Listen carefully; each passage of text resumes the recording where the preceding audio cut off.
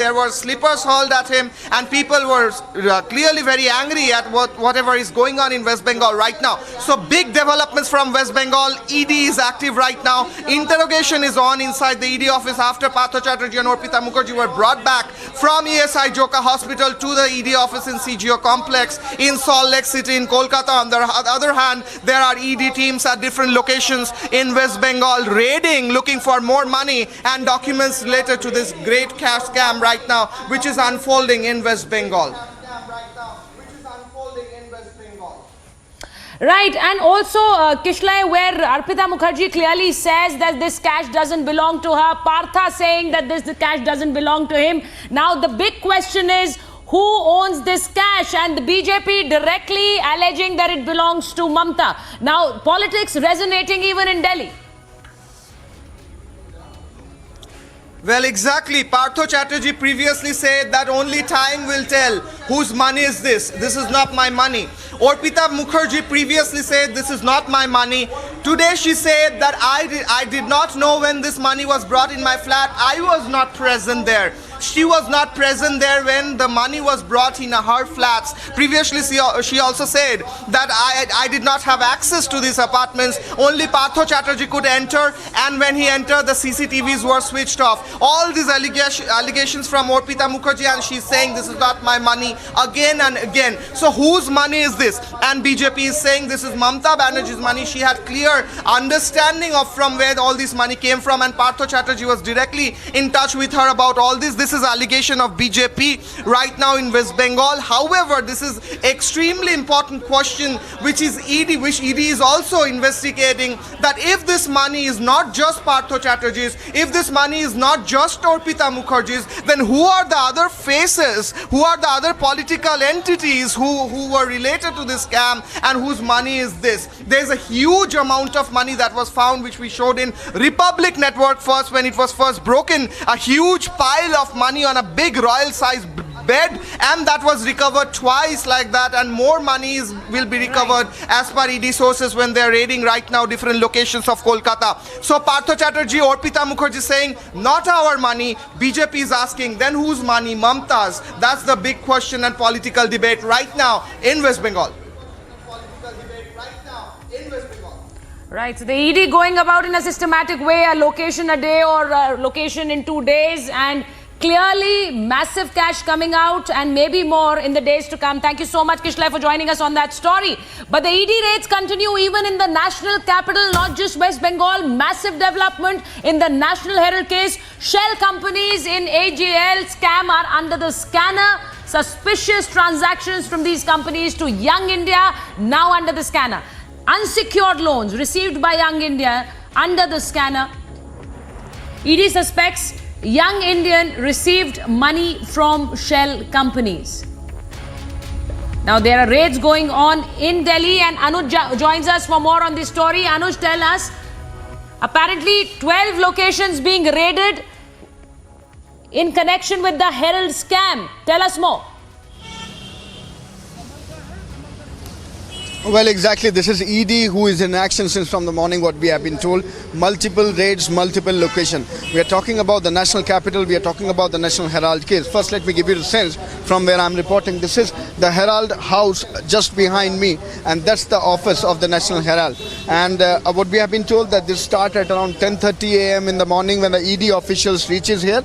And at this point in time, the raid is going on. This is regarding the National Herald scam in which the enforcement directorate is making multiple raids. As you were pointing it out very rightly, that this is not limited to 1 or 2 places, but the raids at this point in time is going on at the multiple location, which comes in total, if you talk about, is 12. The 12 places is being raided by the enforcement directorate. This is all about the money trail. This is all about the money that has been taken by the Young India. The company which is owned, or rather the major shareholder is the duo Rahul Gandhi and Sonia Gandhi. When we are talking about Rahul Gandhi and Sonia Gandhi, we do remember enforcement Directorate has questioned the duo. This was the fourth round of Rahul Gandhi when he was questioned, grilled at the Enforcement Directorate in the national capital, and this was none other but Sonia Gandhi herself who was questioned by the Enforcement Directorate. So now we need to understand what has happened. Now the dots has been connected, the questioning has been done, and the major role of the shell companies through which the money trail has been done,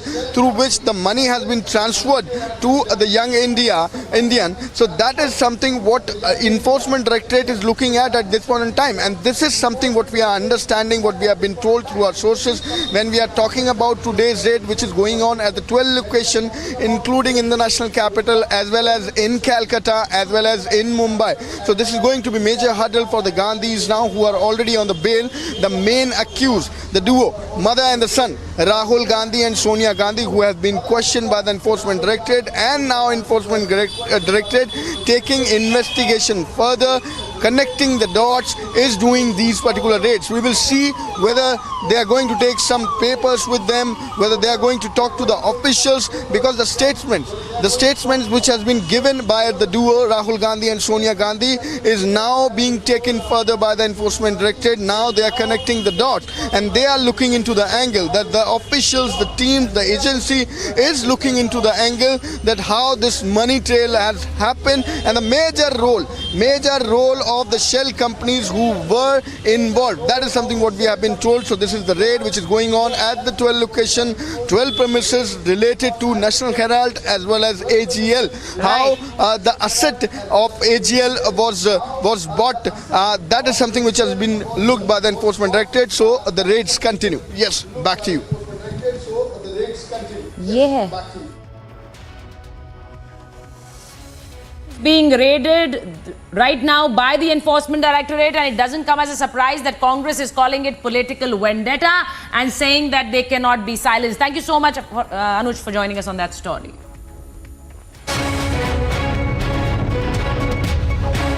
Landslide at Kerala's Coonoor district.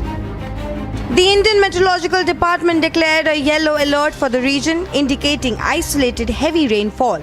But Coonoor has been witnessing extremely heavy rainfall since the past few days.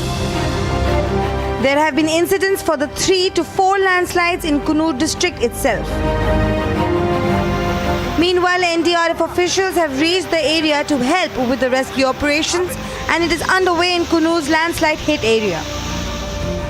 Heavy rains continue to batter Kerala even as the state government adopted measures to minimize the damages and intensify relief work. The incessant rains and resultant flooding have claimed 8 lives till date in Kerala. Kerala Chief Minister has already taken stock of the situation and said that preventive measures are being taken by the state government to avoid a flood-like situation. Bureau Report, Republic TV.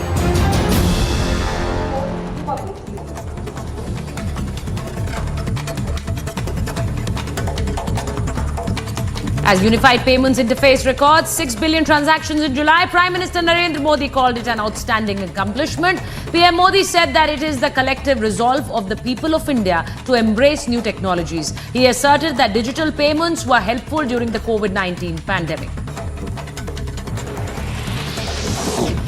Amid the inflation debate in Parliament and Finance Minister Nirmala Sitharaman's speech, Congress leader Mallikarjun Kharge said that the opposition is ready to discuss inflation and will keep the issues in front of the House. Kharge further took a jibe at BJP and said that the party is unaffected by inflation. महंगाई पर चर्चा करने के लिए तो तैयार थे, आज भी तैयार है। अभी चेयरमैन साहब ने भी फ़ोन किया कि महंगाई पे चर्चा आज शुरू होना चाहिए, तो हमारे सबकी समझ ये है कि चर्चा के लिए हम तैयार हो जाएं और जो भी मुद्दे सरकार के सामने रखना है वो रखेंगे। A terror attack broke out on the police forces in Jammu Kashmir's Ramban district. There have been reports of explosives hurled at the police post of Ramban. Meanwhile, search operation is underway to nab suspected terrorists who reportedly belong to the Jammu Kashmir Ghaznavi force. The security forces spotted yet another suspected Pakistani drone flying close to the Jammu international border in Jammu and Kashmir as incidents of Pakistani drones attempting to invade Indian territory continue to be reported from the border. The suspected Pakistani drone was spotted in the Kanachak area in the Jammu district. Congress MP and Whip in Lok Sabha Manikam Tagore gave an adjournment motion notice in Rajya Sabha to discuss the misuse of Enforcement Directorate. In the notice, Tagore sought that the House should advise ED to abandon behaviour of calling the public representatives of the opposition party, specially targeting the opposition leaders. The water level of the Jiyadal River has risen up following incessant rains in the neighbouring Arunachal Pradesh. Water of an overflowing river have submerged several villages in the Dhakua Khana area in Assam's Lakhimpur district. According to resources, at least 6 villages in Dhakua Khana area were affected by the flooding and thousands of bighas of cropland in the area still underwater.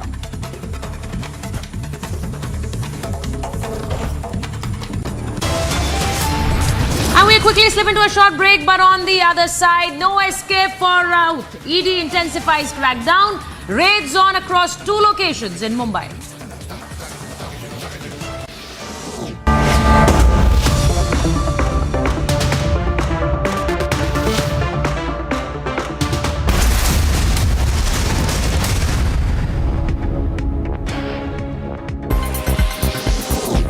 Clashes between the police and Departmental Association of Cocoa Producers took place in La Paz in Bolivia. Cocoa growers are demanding the closure of new illegal cocoa markets.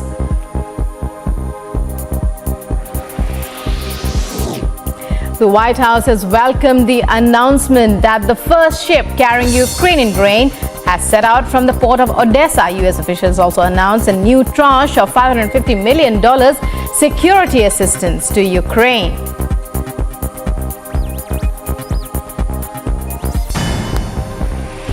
A weekend wildfire which broke out in the southern French Garde region was contained on Monday. As per firefighter spokesman, 370 hectares were burned and 2 homes were affected by the flames. Making a splash, daredevil divers jumped from Mostar's historic bridge. In a tradition dating back to the 17th century, visuals show athletes getting ready to jump before taking the final leap into the water. The first recorded jump was in 1664.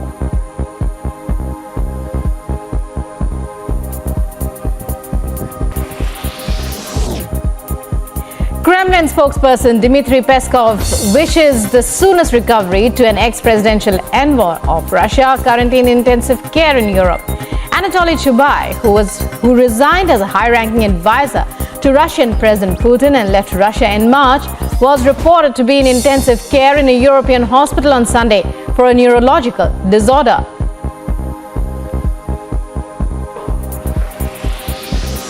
Kosovo's authorities have moved to ease mounting ethnic tensions in the country by delaying a controversial order on vehicle license plates and identity cards. The tensions triggered riots by minority Serbs who put up.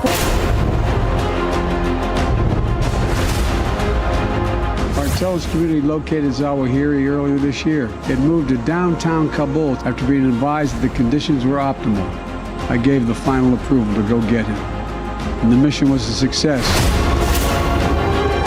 This was the place where the drone strike was done by the American forces on Sunday around early morning, around 6 a.m.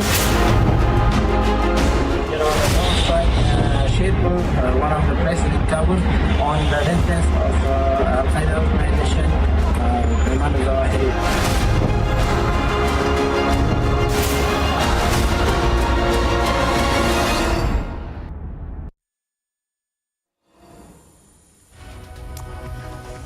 Al-Zawahiri was killed over the weekend by a US drone strike in Afghanistan. President Joe Biden announced the death on Monday evening in an address to the nation.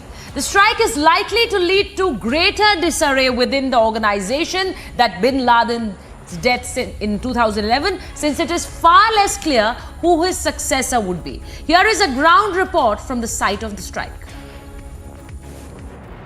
I'm here near the Sherpur place where the drone strike was done by the American forces on Sunday around early morning, around 6 a.m. So around here and around 1 kilometer, no single person is allowed to go there. So I'm finding a place where I can show you the targeted house, and I will try. So you can see the back of the place where this is called the Sherpur place. And here is the drone strike was done. You can see at the back of that tall building that there was a drone strike done. So here in Kabul, especially around Sherpur place, there is not a normal situation, and anything is not normal. So you can see that this was the place where the previous government high official was resident. They live there, but now this is under the control of the Taliban high officials. So after the situation or after the bomb attack right struck here, the security situation is very high. And every road and every sub-road, there is a security, there is a Taliban fighter that they are not allowing people to go there. So it was really a high official places there, they live there. So now no one is allowed to go near to see the place targeted house. So the security is very high there. So this is, as you said, this is the heart of Kabul. This is a place where a lot of ministries are located here. The presidential palace, or we can say Arg, is here near around 1 kilometer or little there from here.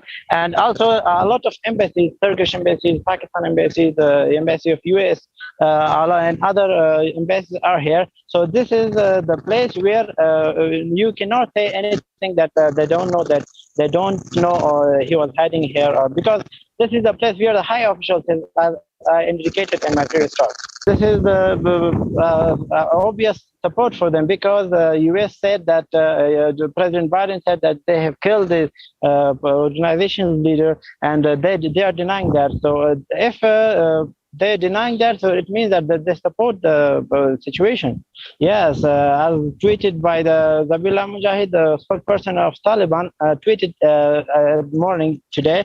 They said that this is against the agreement between the Afghan government, or the Taliban government, and the American officials. He said that this agreement is American is violating this agreement, because they said that they will not strike or they will not damage the Taliban government, but they are now doing that. So he did not name any casualties here, but just they said that this is why the Americans are violating the agreement at the heart of Kabul. Yes, there were a lot of other targets too. Besides this airstrike, there was another bomb blast in Casino place. There was another one in Dimazan. So and another one also in the Sherpur. So this was not the just target one place targeted. A lot of 3 or 2 more houses were also targeted on that same day, on the same time. Ayman Al-Zawahiri was killed over the weekend by a US drone strike in Afghanistan. Zawahiri was eliminated in the heart of Kabul city and had taken shelter in a house backed by Pakistan's Haqqani network. Here is an explainer. Well, the big question that is on everybody's minds is whether Pakistan and Taliban shielded one of the world's most wanted terrorists. And that is precisely because of a slew of facts only hint that there is more than what meets the eye. Now take a look at this map and let's put this into context. With all the facts known so far, Zawahiri was given a safe haven in Kabul earlier this year. Zawahiri had taken shelter in a house owned by Pakistan-backed Haqqani network in the heart of Kabul city. Now remember, Haqqani network has deep ties with Pakistan ISI as well. Also pertinent to note here that Zawahiri moved to Kabul after Taliban took over Afghanistan. The Al-Qaeda chief, who was the mastermind of several terror attacks, was residing near Kabul's Sherpur neighborhood, located just 5 kilometers away from the Pakistan embassy, which is just 13 minutes away as well. Location of Zawahiri was also very near to the French and the Iran embassy. So does this mean that the Al-Qaeda chief, who was the key architect of the 9/11 attack, was secured that no harm could be done to him as he resided in a house owned by Pakistan-backed Haqqani network right under the nose of the Taliban leaders? So here in Kabul, especially around Sherpur, place. There is a normal, not a normal situation, and anything is not a normal.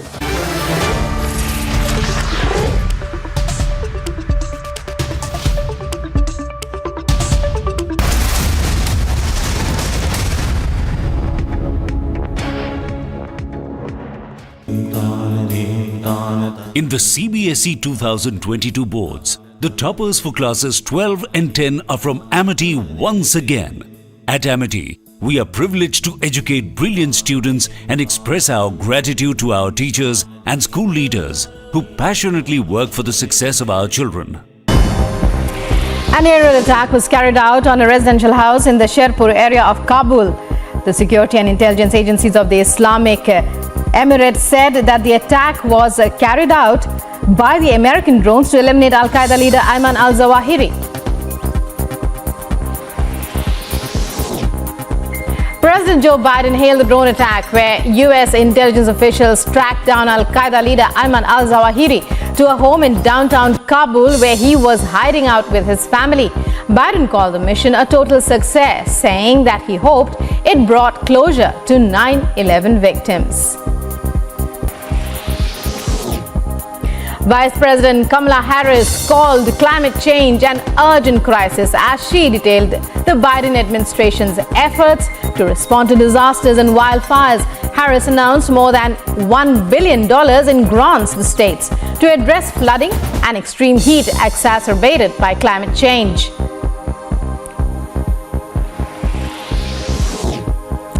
Ukraine's Deputy Minister of Foreign Affairs spoke at the United Nations meeting on the landmark Nuclear Non-Proliferation Treaty, where he urged global leaders to declare Ukraine a new nuclear weapon-free zone.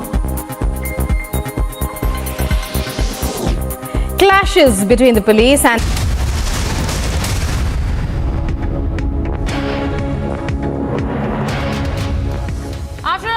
Chief Ayman Al-Zawahiri was killed in a US drone strike in Kabul. The role of Taliban and Pakistan has come under the scanner yet again.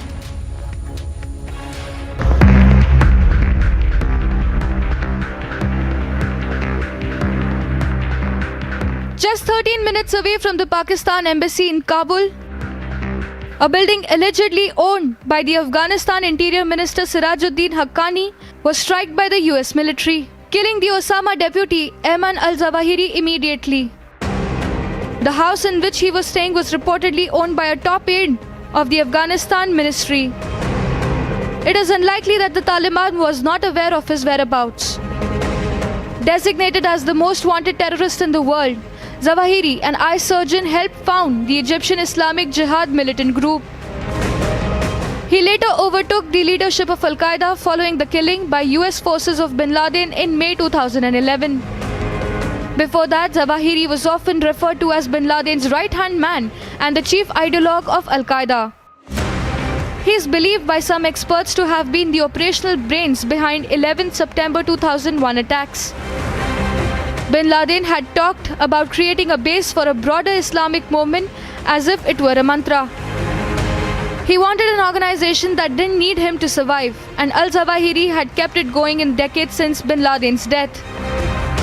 While he lacked the charismatic leadership of bin Laden, he profoundly shaped Al-Qaeda and its terrorist movements with his writing and arguments. These airstrikes come after US found out about Zawahiri's presence in Kabul.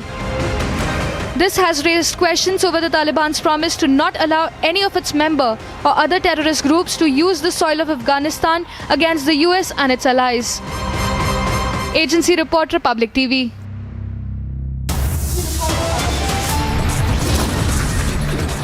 Point bola jawab do na.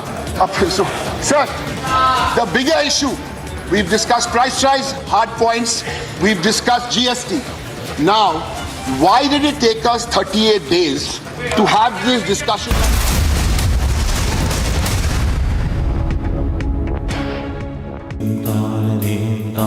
In the CBSE 2022 boards, the toppers for classes 12 and 10 are from Amity once again.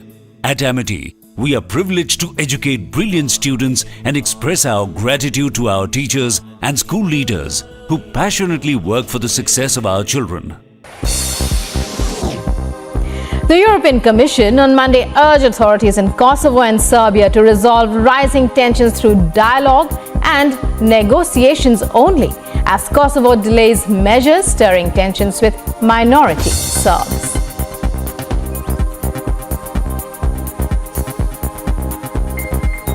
Well, the European Union and the member states, of course, we are following the events and developments, especially in North Kosovo, very closely and with concern. What is important to say on behalf of the European Union is that everyone involved in this needs to remain calm, and any uncoordinated and unilateral actions that jeopardize the stability and security on the ground and which impede the freedom of movement of all citizens there need to stop immediately. Top national stories ahead of 75th Independence Day celebrations. Goa Chief Minister Pramod Sawant urges the participation of all in Har Ghar Tiranga campaign to hoist the national flag at home from August 13th to 16th.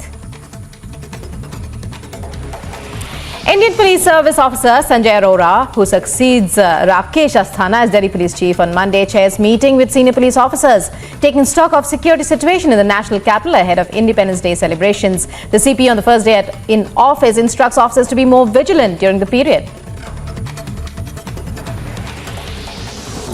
Delhi court directs jail authorities to provide proper medical treatment to Khalid Saifi along with medication and tests after Saifi, accused in larger conspiracy of anti-CAA 2020 Northeast Delhi violence, moves application to Karkarduma court.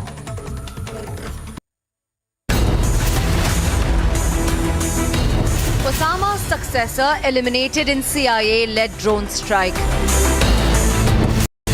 First, Osama bin Laden, now Al-Zawahiri. Was Al-Qaeda's top boss aided and abetted by Pak? Debating tonight at 9 p.m.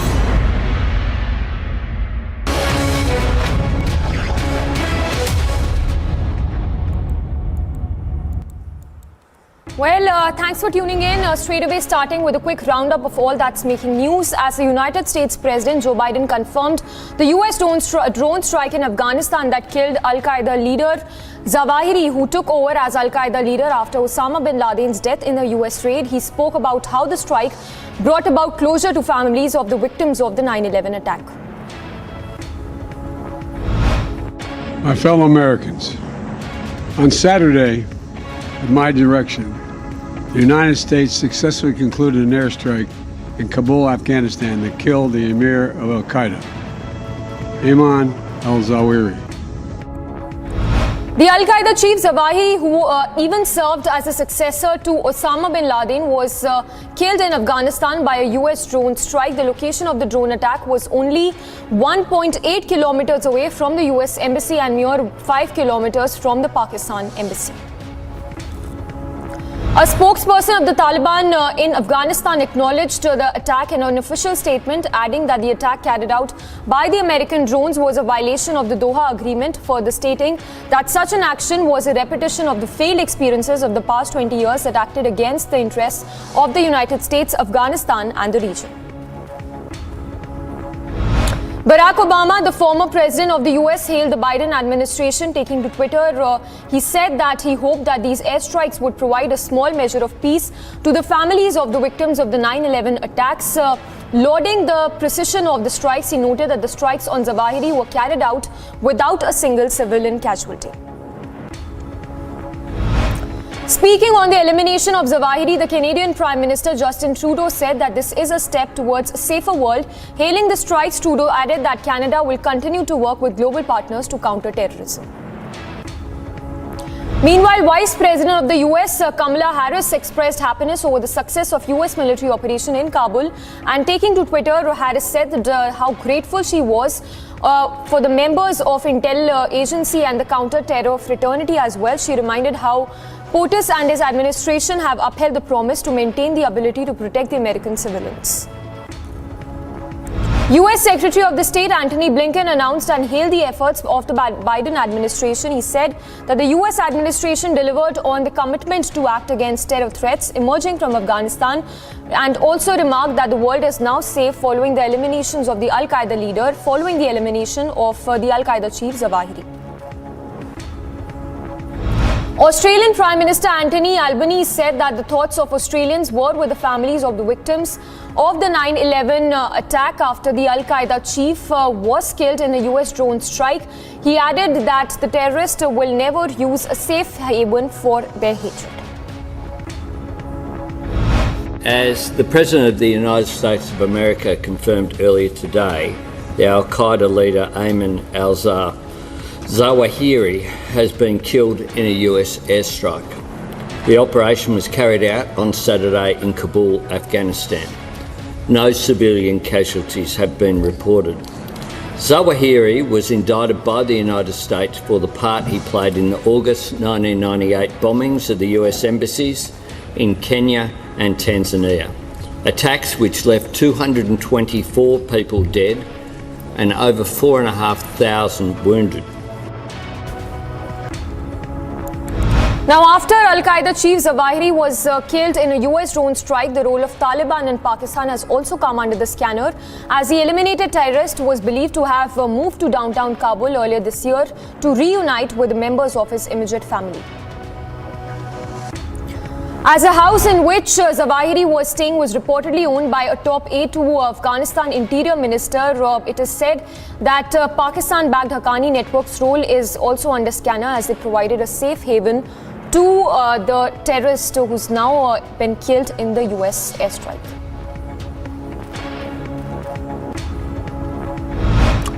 The Pakistan Election Commission has announced the verdict in the foreign funding case against Imran Khan-led Pakistan Tehreek-e-Insaf. Pakistan top election body has accused Imran Khan's PTI to have received prohibited funding. As per the ECB Scrutiny Committee report, Imran Khan-led PTI hid funds amounting to over 310 million rupees and 16 additional accounts from the Election Commission. Arpita Mukherjee, who is said to be a close aide of sacked Bengal Minister Partha Chatterjee, has been continuously denying her involvement in the SSC recruitment scam case. Reiterating her earlier statement, Mukherjee asserted that the money seized by the Enforcement Directorate from her residence does not belong to her. Maldivian President Ibrahim Mohammed Solein met Prime Minister Modi at the Hyderabad House, where during his 4-day visit to India, Solein arrived in India at the invitation of Prime Minister, and both Modi and both the leaders are expected to review the progress in the wide-ranging partnership between Maldives and India. In what could spell more trouble for Congress leaders Sonia Gandhi and Rahul Gandhi, the Enforcement Directorate launched mega searches at Herald House in the national capital in connection with the National Herald scam case. The central agency also carried out multiple raids in at least 10 locations in the national capital. Meanwhile, Union Minister of Parliamentary Affairs Prahlad Joshi said that there is a meeting that will be held on 5th of August regarding the upcoming vice presidential polls. The NDA has announced Jagdeep Dhankar as its vice presidential candidate, while the opposition, remember, has announced Margaret Alva as their candidate for the vice president post. Ahead of the vice presidential election, the opposition's candidate Margaret Alva wrote to all MPs urging them to rise above their party lines and to vote for her. The senior Congress leader also recalled her political career spanning over 5 decades, in which she served in various organizational posts as an MP of both houses, union minister and governor as well. Now, coordinating the opposition, Shiv Sena, over creating a ruckus in the parliament over the ongoing ED investigation against party MP Sanjay Raut, BJP spokesperson Samit Patra slammed Sena and said that the corruption should not be defended by any party.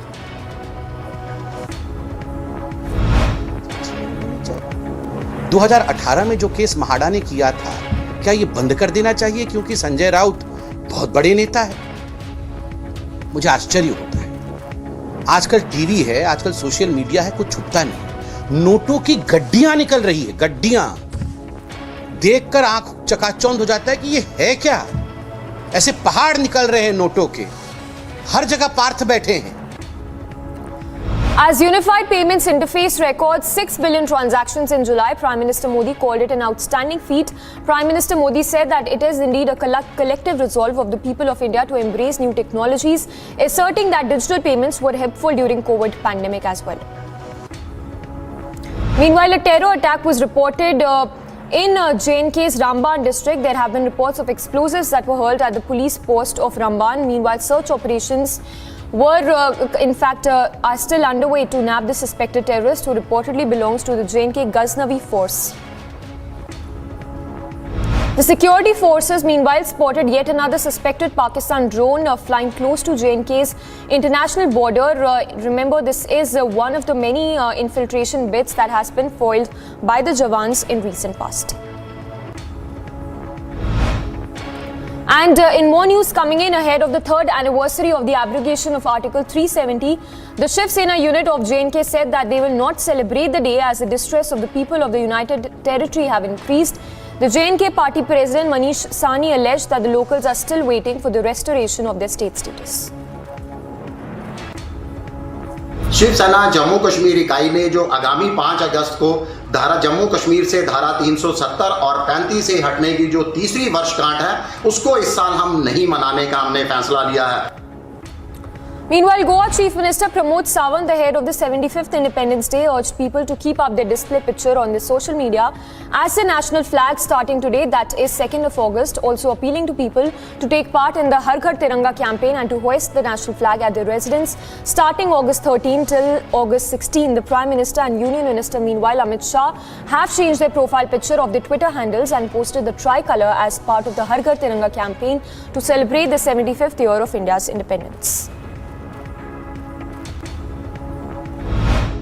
मैं सभी गोवा के लोगों को आह्वान करता हूं कि तिरंगा झंडा जो हाई स्कूल से लेके स्टेशनरी शॉप तक जो मिलेगा, हम खुद झंडा खरीद के अपने घर पर तिरंगा लहराएंगे. और सभी को इसीलिए जो इंडियन फ्लैग्स के कोड में जो चेंजेस किए उसे मायना रखते हुए 13 अगस्त से 15 अगस्त तक हर घर पर तिरंगा गोवा में लगेगा. सभी लोगों को आह्वान करता हूं तो सभी लोग हर घर तिरंगा लगाएं.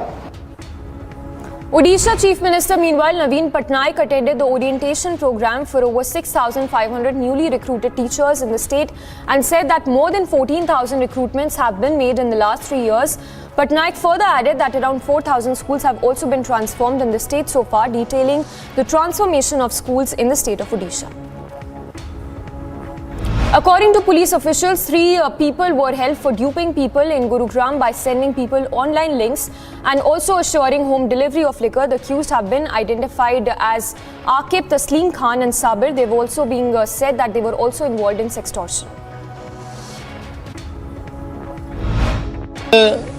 ऑनलाइन ठगी करने वाले एक अंतर्राज्यीय गिरोह के 3 सदस्य हमारी साइबर पुलिस स्टेशन ईस्ट ने गिरफ्तार करके और इसमें कार्रवाई की है. ये भिन्न भिन्न प्रकार के तरीके अपना के और देश के सभी कोनों के लोगों को फ़ोन करके और उनको लिंक भेज के और उनके साथ ठगी करते थे. The Moga police meanwhile got a 10-day remand of gangster Lawrence Bishnoi, who is also known as a mastermind behind the killing of singer politician Sidhu Moosewala in December 21 attempt to murder case. The Moga police claimed that Bishnoi took a contract to kill Jatinder Kumar alias Neela, who is the brother of Moga Deputy Mayor Ashoka Dhamija. Assam Chief Minister Himanta Biswa Sarma launched Mission Bhumiputra, a digital way to issue digitalized caste certificates to students. The Chief Minister inaugurated a Bhumiputra portal as well at a program that was held at Sri Manta Sankar Dev Kalakshetra. During this occasion, the Chief Minister said that the government will create 2 pillars under the mission. In a short span of time, Kerala witnessed yet another case of monkeypox. This time it is a 30-year-old man who is undergoing treatment in Malappuram. According to health officials, the patient had reached Kozhikode airport on 27th of July from the UAE. This is in fact the 5th case of monkeypox to have been reported in the state. और ये disease deep contact से spread होता है. माँ को होता है तो बच्चे को होने की संभावना होती है, हस्बैंड को होता है तो वाइफ को होने की संभावना होती है. कोई स्पेसिफिक समुदाय या तो स्पेसिफिक को ही हो ऐसा नहीं है. डीप कॉन्टैक्ट जिसको हो उसको होने की संभावना होती है. और इस तरह से ये केस फैलता है और उसमें इंडिया में भी उसके ऊपर पूरी निगरानी रखी According to Rajasthan Health Minister, 2 persons with symptoms have also been referred from Bharatpur and Kishangarh monkeypox for monkeypox, and their samples have been sent to Pune, and now their test reports are awaited. अभी monkeypox का कोई अभी case Rajasthan में नहीं है। कल एक भरतपुर से और एक किशनगढ़ अजमेर से रेफर होके आए हैं। उनमें जो लक्षण है जिस तरह के हैं उनका सैंपल हमने लेकर पुणे भिजवा दिए हैं।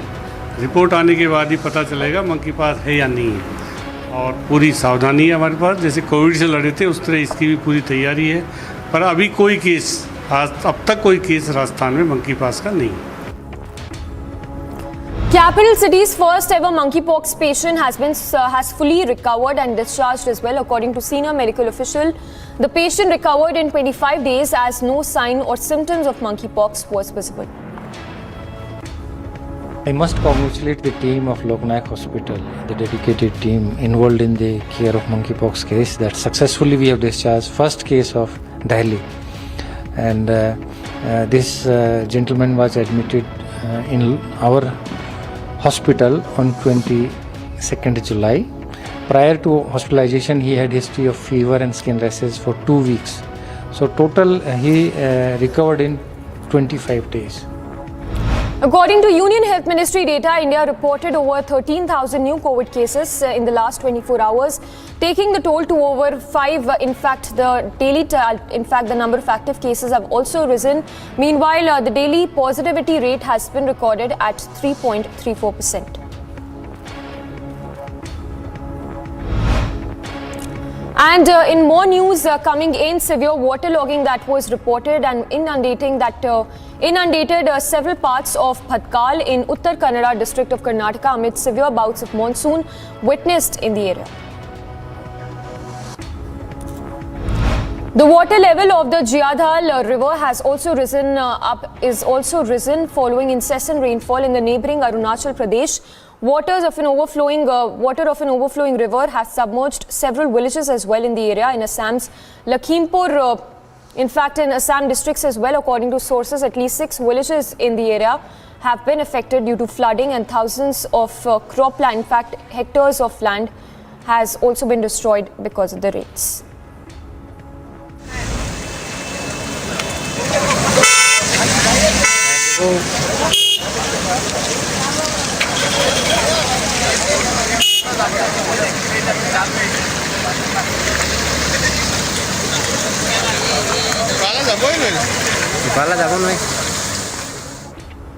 Now, according to the IMD, there will be a reduction in rainfall activity in Himachal Pradesh in the next 48 hours.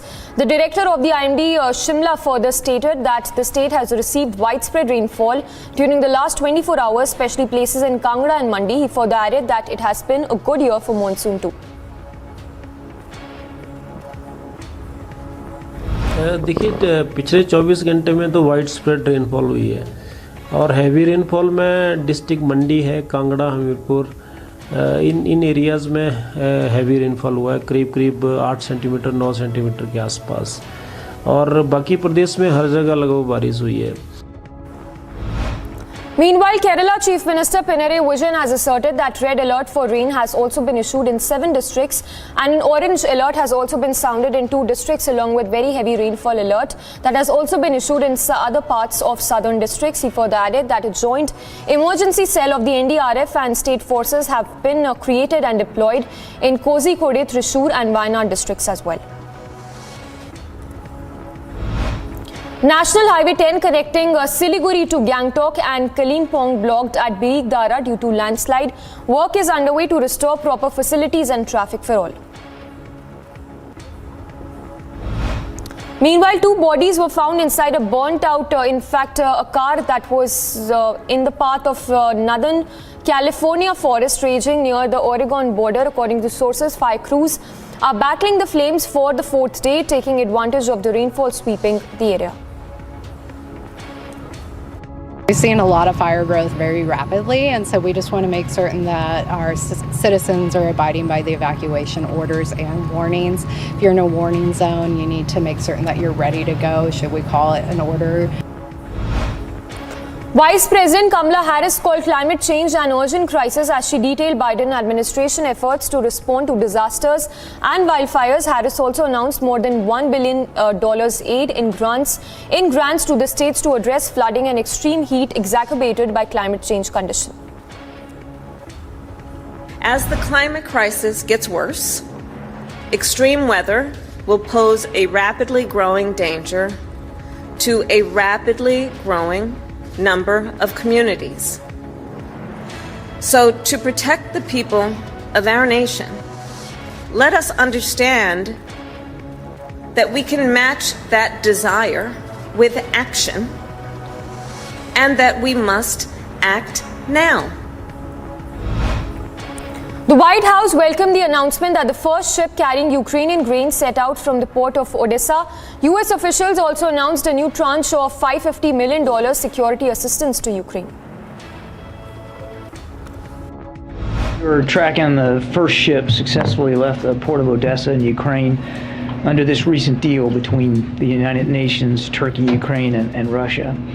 We obviously welcome this important step, and we hope to see more ships depart in the coming days to travel onward to world markets with agricultural products such as grain, wheat, sunflower, oil, and corn. The ship that left today had something like 26,000 tons of corn. Russia has, of course, weaponized food and has effectively blockaded Ukraine's ports since the beginning of this crisis. And we urge Russia to meet its commitments under this new arrangement, including by facilitating unimpeded exports of agricultural products from Black Sea ports in order to ease the food insecurity around the world. One person was killed and at least 6 men were shot late at an apartment complex in northeastern part of Washington, D.C. The shooting was reported outside the Azizi Bates apartment complex in Washington, D.C. According to police officials, they said that 5 people have been injured during the shooting and were immediately taken to the hospital for further treatment. Right now, there have been a total of 6 individuals who were shot. 1 individual is deceased. Of those individuals that were shot, they have all been taken to area hospitals. They are all adult males. At this time, we do not have a lookout that we're ready to give to the public for a vehicle or a person, but we are investigating this matter. Now, Ukraine has asked world leaders to declare the country a new nuclear weapon-free zone. Ukraine Deputy Minister of Foreign Affairs spoke in New York at the United Nations meet on nuclear non-proliferation treaty as well. In accordance with the treaty, nuclear-armed countries agreed to engage in negotiations aimed to eventually getting rid of their arsenals, while those without nuclear weapons pledged to refrain from acquiring them. 159th day of full-scale war unleashed by NPT nuclear power against the NPT non-nuclear state. The Ukrainian critical infrastructure facility, public and residential areas, even school and hospitals are under missiles and bombs attack every day. Australia's central bank has increased its benchmark interest rate to a 6-year high of 1.85% for the 4th consecutive month. The Reserve Bank of Australia's decision marked the 3rd straight half-point increase in the cash rate. Remember, the cash rate is now at its highest point since May 2016 in Australia. Speaker, it's another difficult day for Australian homeowners with a mortgage. The Independent Reserve Bank has just announced its decision to increase interest rates by another 0.5%, bringing the cash rate to 1.85%. Now, Australians knew that this was coming, but it won't make it any easier for them to handle. And from the world of sports, Tanya Sajdev battled long and hard to rake in the precious point as India registered a sensational win against Hungary in the 4th round match of women's section at the 44th Chess Olympiad in Mamallapuram. Vijay Kumar Yadav won a bronze medal in judo men's 60 kg final at the Commonwealth Games. With this win, Yadav gave India its 8th medal in Birmingham 2022. Achinta also slayed world number 15 Aruna Quadri as India rode past Nigeria to make another final at the Commonwealth Games. It was Sharath who won the crucial second singles match against Quadri to provide a big advantage to India. was quite clinical, but I think 0-2 down for them. The other player, Momotayo, was quite, he was just going for his shots, playing all out because he knew that, he had nothing to lose. And Sachin could keep the pressure on and build it up. And in the end, a 3-0 win against Nigeria is a big statement, I would say. Meanwhile, Australia won 3 more gold medals in the swimming pool and set a new world record on the third day of competition at the Commonwealth Games. Emma won the women's 50-meter freestyle final and Kaylee McKeown led the way in women's 100-meter backstroke with a Commonwealth Games record. Indian team captain Harmanpreet Kaur claimed that keeping a positive frame of mind helped her team to bounce back from their first game loss and beat Pakistan by 8 wickets in their women's T20 match at the Commonwealth Games. Indian captain Kaur also said that the win will give the team great confidence for the next match against Barbados. I think ऐसे India को जिताना और 50 मारना I think वही बहुत बड़ी बात है कोई भी अपोजिशन हो आई थिंक इंटरनेशनल मैच बहुत इंपॉर्टेंट होता है कि हम जीते और ये मैच क्योंकि हम लोग फर्स्ट मैच हारे थे तो हमारे लिए क्वालिफिकेशन के लिए बहुत इंपॉर्टेंट था पाकिस्तान और ऑल्सो बारबाडोस तो मैच जीतना तो वही प्लान था ऐसा कुछ नहीं था कि ये अपोजिशन के सामने ऐसे खेलना है और वो सब चीज़ें सो हैप्पी दैट मैं टीम के लिए कुछ कंट्रीब्यूट कर पाई Indian men's table tennis team continued their winning trail as they marched into the final by defeating Nigeria by 3-0 in the semi-final at the ongoing Commonwealth Games in Birmingham. It was another dominant performance from the Indian peddlers as they did not allow Nigeria to take a win in any match. Indian men's hockey team played out a thrilling draw against England in Commonwealth Games after the opposition made a stunning comeback in the final quarter of the match. India took a solid lead in the match, but England managed to hold India and earn points from the match to maintain the top position. Lakshya Sen beat his Singapore opponent Loh Kien Yew as India sealed their place in the Commonwealth Games badminton mixed team final with a 3-0 victory over Singapore. Brandon King's Fury knock of 68 after Obed McCoy's 6-wicket haul guided West Indies to the 5-wicket win over India in the second T20I of the 5-match series at the Warner Park. St. Kitts, West Indies maintained a stronghold on the match after Obed's 6-wicket haul helped the hosts bundle out India for 138 runs.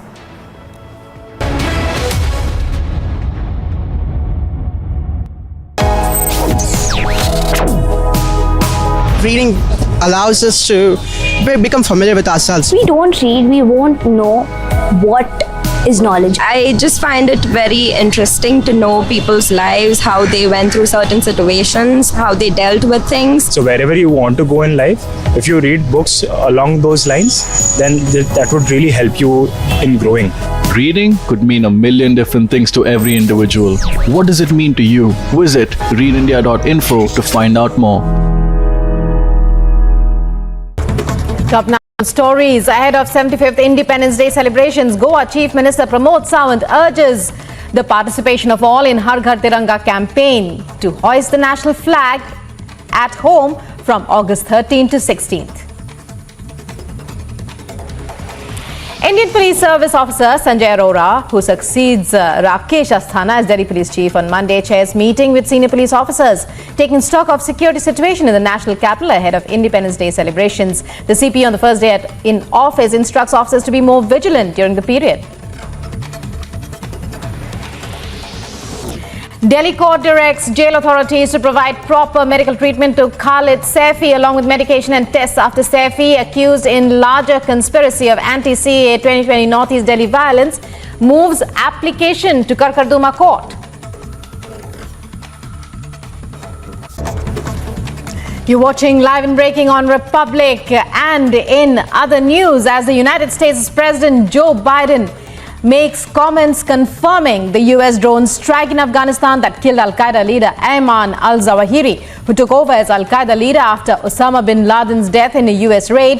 He spoke about how the strike could act as one more measure of closure to families of the victims of the September 11th attacks. My fellow Americans, on Saturday, at my direction, the United States successfully concluded an airstrike in Kabul, Afghanistan that killed the emir of Al-Qaeda, Ayman Al-Zawahiri. Spokesperson of the Taliban government in Afghanistan acknowledges the attack in official statement, adds the attack carried out by American drones was a violation of the Doha Agreement.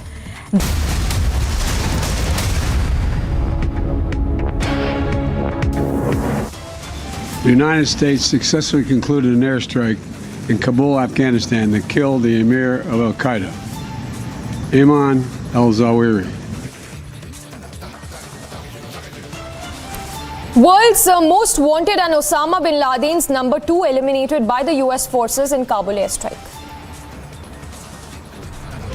Pak Taliban roll out in the open. Zawahiri housed in Pakistan-backed Haqqani-owned plot did ISI handmaidens protect Zawahiri. Anger mounts against sacked TMC Minister Partha over cash scam, slipper flung at Partha now. Days after Sonia and Rahul grilling, ED news titans raids on at Herald House across the country. From Mumbai to Kolkata to the national capital, ED swoop down continues. 12 premises linked raided, sources suggest multi-city raids linked to Rahul and Sonia.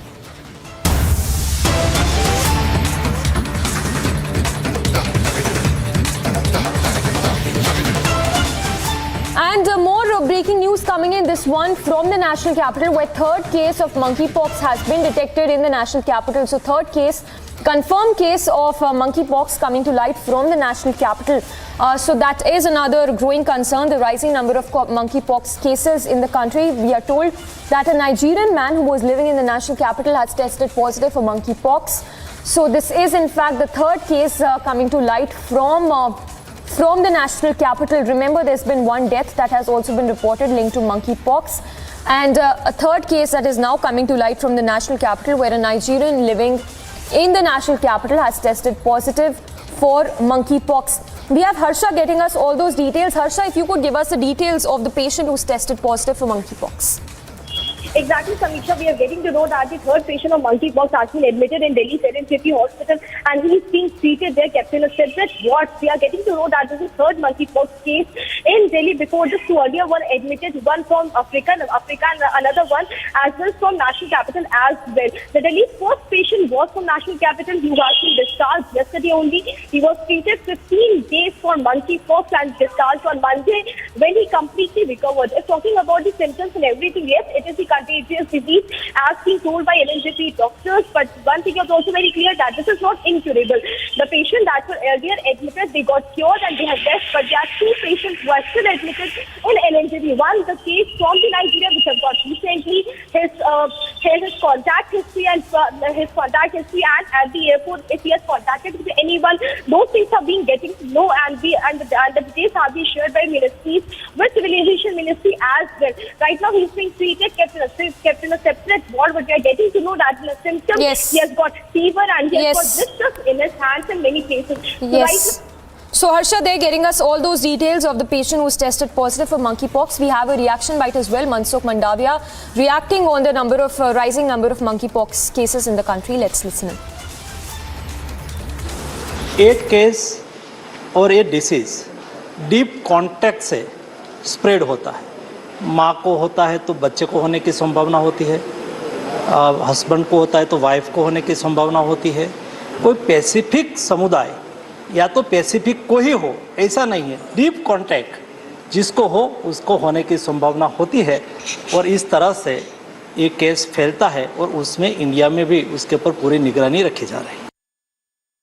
बहुत अच्छी हमेशा तरह हम vaccine की सब तैयारी कर रहे हैं और मिनिस्टर साहब को ब्रीफ किया। सर, मंकी पॉक्स पे कब तक आ जाएगी वैक्सीन? अभी देखिए हम बेबी स्टेप्स ले रहे, देखेंगे जो मंकी पॉक्स की वैक्सीन ज़रूरत है कि नहीं हमारे देश में, बट हम रिसर्च पूरी तरह से कर रहे हैं, बहुत सारे वैक्सीन कंपनीज भी रिसर्च कर रहे हैं, देखेंगे।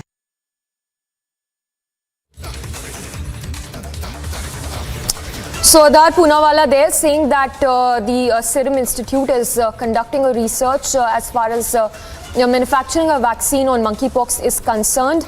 In the latest, what we are learning is that Another case of monkeypox has come to light from the national capital, taking the number of monkeypox cases in the national capital to 3 now. Now, this is a Nigerian man who's been living in the national capital, has tested positive for monkeypox, is what we are given to understand.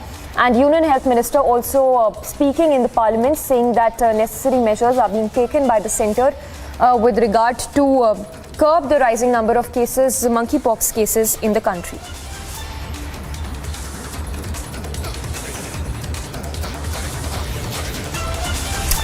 So Adar Poonawala saying that the vaccine is in the pipeline. That's the breaking update coming in. And as you heard as well, Adar Poonawala of the Serum Institute saying that that the Serum Institute is in the process of is in fact conducting a research as well to manufacture a vaccine on monkeypox. On that note, let's once again listen in to the Adar Poonawala's soundbite. तरह हम vaccine की सब तैयारी कर रहे हैं और minister साहब को ब्रीफ किया। सर मंकी पॉक्स पे कब तक आ जाएगी वैक्सीन? अभी देखिए हम बेबी स्टेप्स ले रहे हैं, देखेंगे जो मंकी पॉक्स की वैक्सीन ज़रूरत है कि नहीं हमारे देश में, बट हम रिसर्च पूरी तरह से कर रहे हैं, बहुत सारे वैक्सीन कंपनीज भी रिसर्च कर रहे हैं, देखेंगे। And we have Professor Dr. J. Jayalal, a former IMA president, joining us. Sir, if I can get your quick reaction, we just played out Adar Poonawala's soundbite saying that the Serum Institute is conducting a research and that the vaccine could be in the pipeline as well. If you could help us understand if there is a growing need for a vaccine, given the number of rising cases in the country. Yeah, definitely, because it is a vaccine preventable disease, and now the trend which is happening in the Western countries is showing that there is definitely a possibility of spread of this infection beyond our control. Already we have 7 and 1 case has already died. Few more suspected cases are being there noted from the different parts of the country. It is always good to get prepared to face that eventuality. So it is a welcome step that the Serum Institute is putting in all their efforts to find out the adequate vaccine for this. And if we are having the vaccine in our hand, in case it is going beyond the control and it is spreading fast, definitely we can go on the war footing and do the vaccination, which will help us to prevent this disease. So this is the right step that has been done by the government of India at the right time. We thank the government for the proactive step they are taking to control this monkeypox at this moment. Yes. Sir, stay with us. If I can also ask you to talk to if there is any message you have for the people who are watching the broadcast with regard to the caution that they need to take when it comes to, staying away from monkeypox, the symptoms as well as the precautions that need to be taken.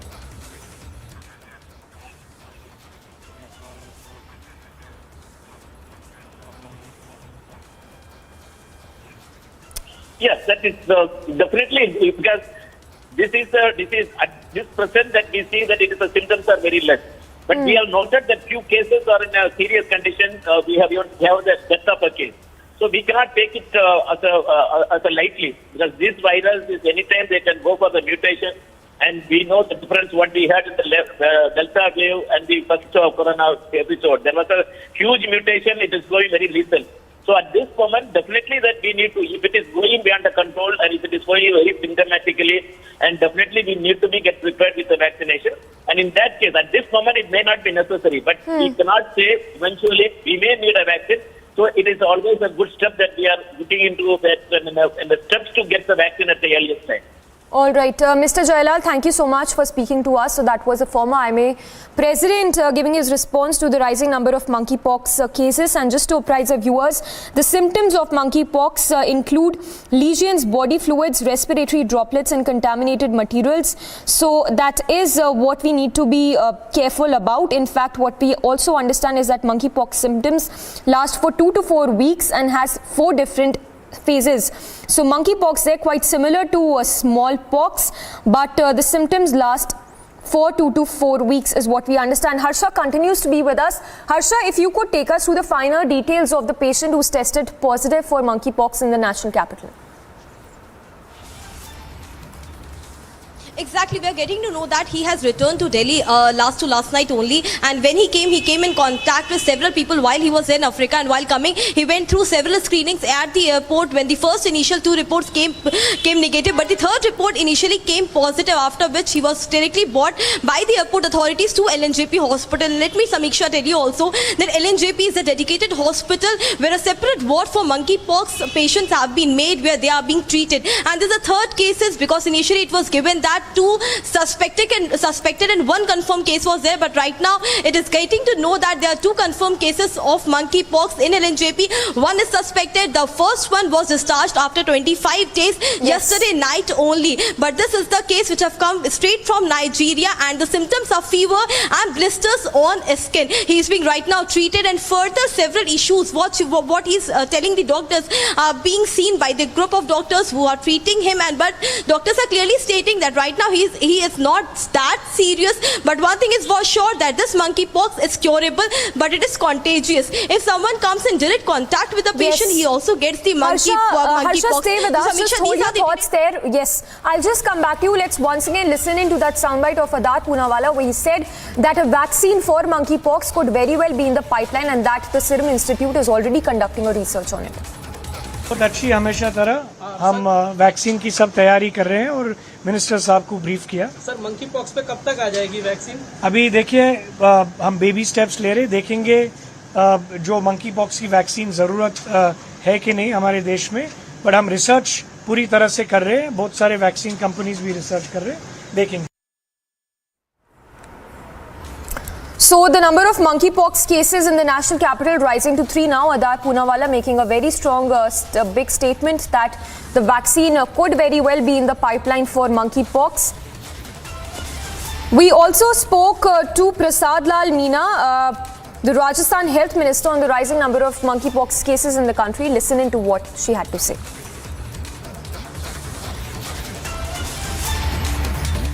पूरी तैयारी है, दवाइयों का सारा इंतजाम है, पूरा उनको जैसे कोविड से लड़े ना उस तरह पूरी तैयारी है मंकी पास के, और लगता है मंकी पास केस राजस्थान में अभी नहीं है।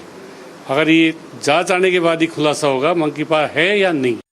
पूरी तैयारी है, दवाइयों का सारा इंतजाम है, पूरा उनको जैसे कोविड से लड़े ना उस तरह पूरी तैयारी है मंकी पास के, और लगता है मंकी पास केस राजस्थान में अभी नहीं है।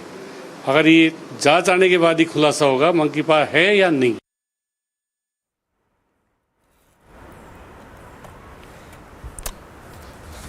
And that was, of course, the Rajasthan minister speaking to Republic. I'm told we also have Dr. Swati Maheshwari, health expert, joining us. Ma'am, if I can get your response, your first thoughts on the rising number of cases. We have another case now coming to light from the national capital. If you could help us, what are those precautionary measures that one needs to take?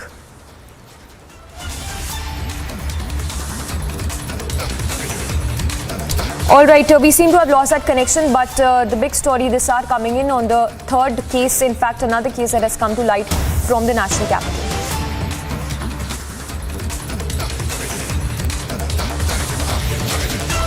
And on to more breaking news coming in, this one in relation to the casino scam, we are told.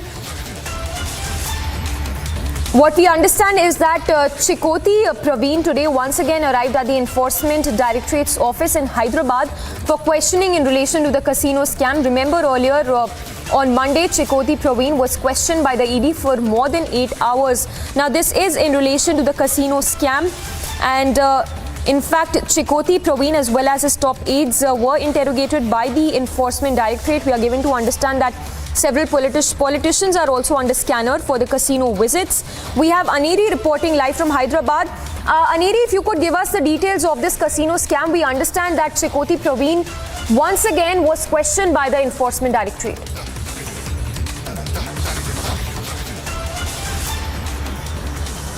Diksha, we have been seeing that now today is the second day of Chikoti Praveen arriving at the Enforcement Directorate office in Hyderabad. Well, yesterday on Monday also we had seen Chikoti Praveen was questioned by the Enforcement Directorate officials for around 8 hours, and now once again for the second consecutive day we see he has arrived at the Enforcement Directorate office in regard with the questioning. And also let me tell you that earlier last week when there were raids which were conducted at his residence, there were total of 8 locations incidents where the Enforcement Directorate officials had conducted raids in regard with the casino scam. Well, it is being said that Chikoti Praveen used to conduct these casinos in Bangladesh, Indonesia and other countries, and so now this came under the notice of Enforcement Directorate, and so now the officials are looking into it, and also further investigation has been taken up. Today is the second day of questioning for Chikoti Praveen at the Enforcement Directorate office. He has just arrived some time back at the office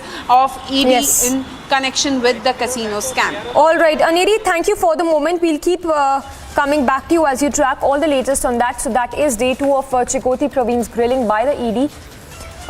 We'll be tracking all the latest on that, but moving on for now. Now, the other big story that we've been tracking since morning, President Joe Biden announced that the United States has killed the leader of Al-Qaeda, Al-Zawahiri, in an airstrike that was conducted in the heart of Kabul city. Take a look at this report. The Taliban government statement confirmed that an aerial attack was carried out on a residential house of the Al-Qaeda leader, Ayman al-Zawahiri. Hailing the drone attack, US President Joe Biden announced the death of the Al-Qaeda leader in an address to the nation. After relentlessly seeking Zawahiri for years under Presidents Bush, Obama, and Trump, our intelligence community located Zawahiri earlier this year. He had moved to downtown Kabul to reunite with members of his immediate family. After carefully considering the clear and convincing evidence of his location, I authorized a precision strike that would remove him from the battlefield once and for all. This mission was carefully planned, rigorously minimized the risk of harm to other civilians. And 1 week ago, after being advised that the conditions were optimal, I gave the final approval to go get him. And the mission was a success. Al-Zawahiri rose to prominence in the jihadi movement to target the United States. Now we have eliminated the Emir of Al-Qaeda. He will never again allow Afghanistan to become a terrorist safe haven, because he is gone, and we're going to make sure that nothing else happens. You know, it can't be a launching pad against the United States. We're going to see to it that won't happen. This operation is a clear demonstration that we will, we can, and we'll always make good on the solemn pledge. As the right-hand man to bin Laden, the Al-Qaeda terror network carried out the deadliest attack ever on American soil, the September 11, 2001 suicide hijackings. The president approved the operation last week, and it was carried out on Sunday. The Islamic Emirate of Afghanistan strongly condemned this attack and called it a clear violation of international principles and the Doha Agreement. Agency report, Republic TV.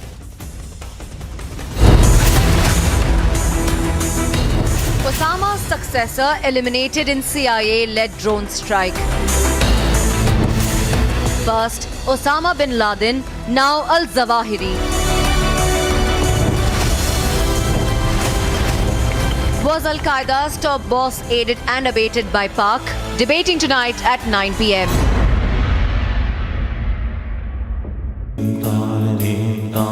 In the CBSE 2022 boards, the toppers for classes 12 and 10 are from Amity once again. At Amity, we are privileged to educate brilliant students and express our gratitude to our teachers and school leaders who passionately work for the success of our children.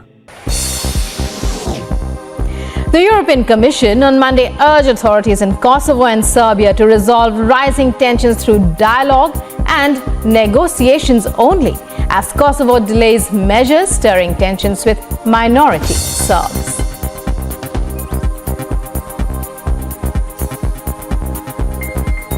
Well, the European Union and the member states, of course, we are following the events and developments, especially in North Kosovo, very closely and with concern. What is important to say on behalf of the European Union is that everyone involved in this needs to remain calm, and any uncoordinated and unilateral actions that jeopardize the stability and security on the ground and which impede the freedom of movement of all citizens there need to stop immediately. Top national stories ahead of 75th Independence Day celebrations. Goa Chief Minister Pramod Sawant urges the participation of all in Har Ghar Tiranga campaign to hoist the national flag at home from August 13 to 16th. Indian Police Service Officer Sanjay Raut, who succeeds Rakesh Asthana as Delhi Police Chief on Monday, chairs meeting with senior police officers, taking stock of security situation in the national capital ahead of Independence Day celebrations. The CP on the first day in office instructs officers to be more vigilant during the period. Delhi court directs jail authorities to provide proper medical treatment to Khalid Saifi along with medication and tests after Saifi accused in larger conspiracy of anti-CAA 2020 Northeast. Intelligence community located Zawahiri earlier this year. It moved to downtown Kabul after being advised that the conditions were optimal. I gave the final approval to go get him. And the mission was a success. This was the place where the drone strike was done by the American forces on Sunday around early morning, around 6 a.m. There was a drone strike in Chappal, one of the places in Kabul, on the entrance of Al-Qaeda organization, Al-Zawahiri.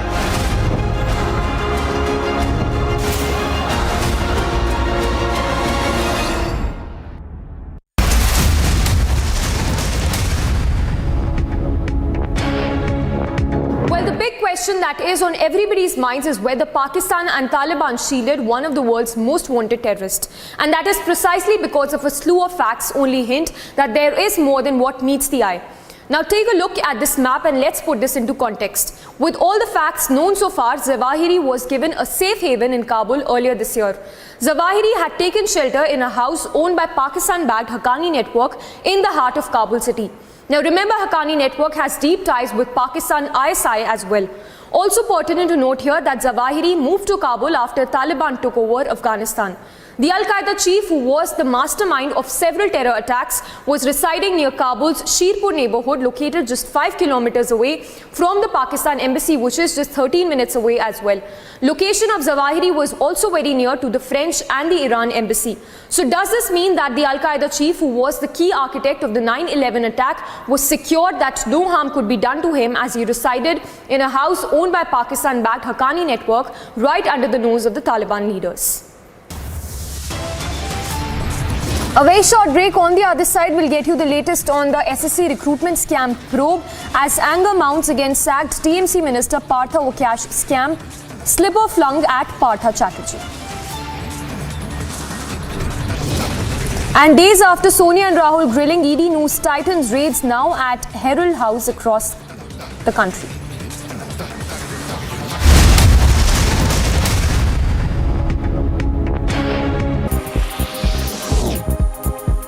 Kremlin spokesperson Dmitry Peskov wishes the soonest recovery to an ex-presidential envoy of Russia currently in intensive care in Europe.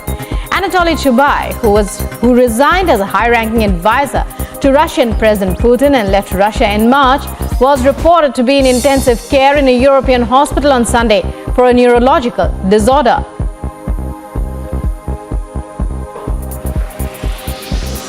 Kosovo's authorities have moved to ease mounting ethnic tensions in the country by delaying a controversial order on vehicle license plates and identity cards. The tensions triggered riots by minority Serbs who put up roadblocks, sounded air raid sirens and fired their guns into the air. The European Commission on Monday urged authorities in Kosovo and Serbia to resolve rising tensions through dialogue and negotiations only, as Kosovo delays measures stirring tensions with minority Serbs.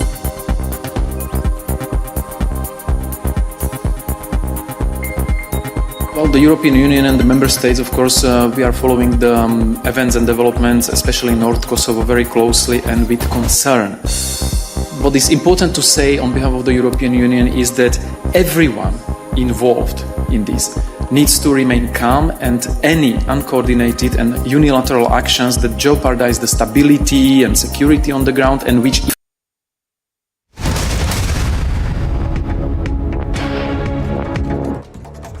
roundup of all that's making news. 6 billion transactions via United Payments interface were recorded for the month of July. Prime Minister Modi called it an outstanding accomplishment, adding that it is a collective resolve of the people of the country to embrace new technologies, asserting that the digital payments were helpful during the COVID pandemic.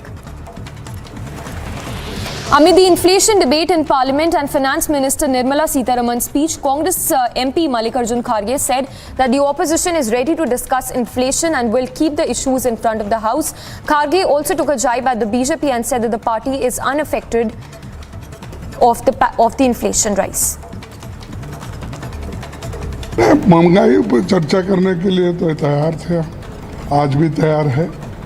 अभी chairman साहब ने भी phone किया कि महंगाई पे चर्चा आज शुरू होना चाहिए, तो हमारे सबकी सम्मति है कि चर्चा के लिए हम तैयार हो जाएं और जो भी मुद्दे सरकार के सामने रखना है वो रखेंगे। A terror attack was reported in J&K's Ramban district. There have been reports of explosives that were hurled at the police post of Ramban. Meanwhile, search operation is underway to nab the suspected terrorist who reportedly belongs to the Jammu and Kashmir Ghaznavi force. The security forces spotted yet another suspected Pakistani drone flying close to the J&K international border. Incidents of Pak infiltration attempts have been on a rise for the past few months. The suspected Pakistani drone was spotted in the Khanachak area in Jammu district. Congress MP and Whip in Lok Sabha Manikam Tagore gave an adjournment motion notice in Rajya Sabha to discuss the alleged misuse of ED powers. In the notice, Tagore sought that the House should advise ED to abandon the behavior of calling the public representatives of the opposition party, especially targeting the opposition leaders. The water level of the Jiadhal river has risen due to the incessant rainfall. Several villages in the area have also been submerged because of the heavy downpour. और Indian flag को वहाँ पे देखा Italy में, तो कैसा लगा तुम्हें? जब मैं वहाँ पहुँची मैंने देखा इंडिया का फ्लैग, वाह, ये तो मैं इतनी खुश हो गई कि नहीं, अब तो कुछ करके दिखाना है। इंडिया का फ्लैग ऊपर होना चाहिए, बस इतना मैं चाहती थी और वो मैंने कर दिखाया। अगर आप इंडिया रिप्रेजेंट कर रहे हो ना, हार नहीं माननी है, क्योंकि गोल्ड तो लेकर ही आना है आपको। बचपन से सर एक ड्रीम है मेरा, अब एक तो अपनी गेम को प्रोफेशनली यूज़ करना है, प्रोफेशनली आगे बढ़ाना है और वर्ल्ड ओलंपिक्स में गोल्ड लाना है इंडिया के लिए, अपनी स्टेट के लिए।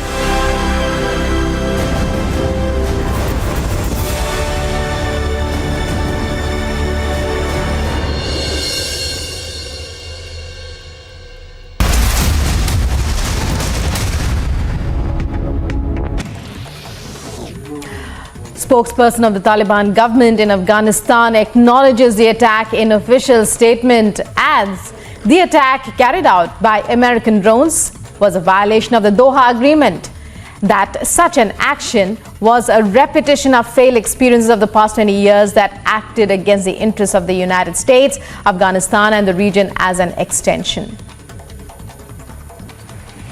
Barack Obama, former president of the US, hails the Biden administration. Taking to Twitter, says he hoped these airstrikes would provide a small measure of peace to the families of victims of 9/11. Lauding the precision of the strikes, notes strikes on Zawahiri were carried out without a single civilian casualty.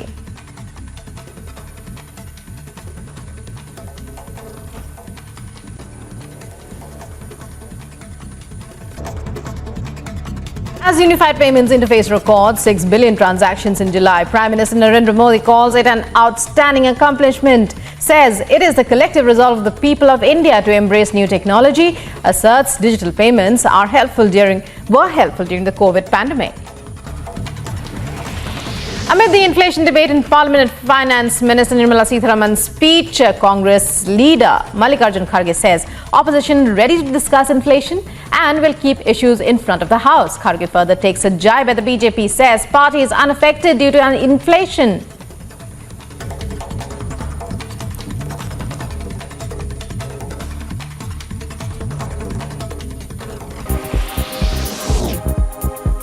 Kremlin Kremlin spokesperson Dmitry Peskov wishes the soonest recovery to an ex-presidential envoy of Russia currently in intensive care in Europe.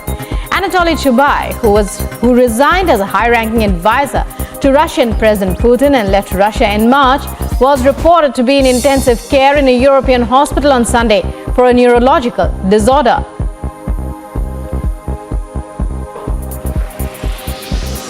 Kosovo's authorities have moved to ease mounting ethnic tensions in the country by delaying a controversial order on vehicle license plates and identity cards.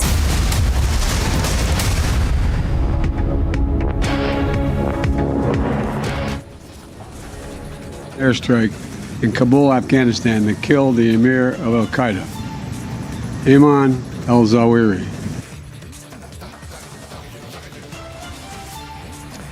World's most wanted and Osama's bin Laden's number 2 taken out by the US in the Kabul airstrike.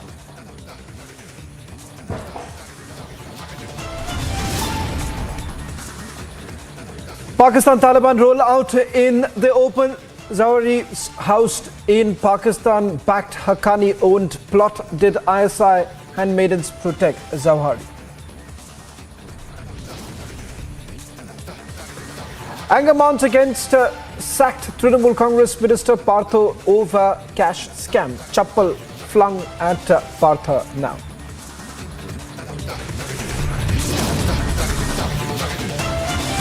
Days after Sonia and Rahul questioning ED news titans, raids on at the Herald House across India.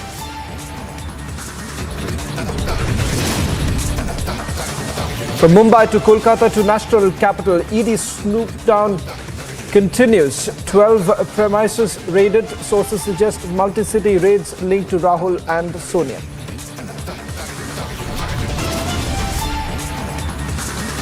No escape for Sanjay Raut. ED intensifies the crackdown, raids on across 2 locations in Mumbai.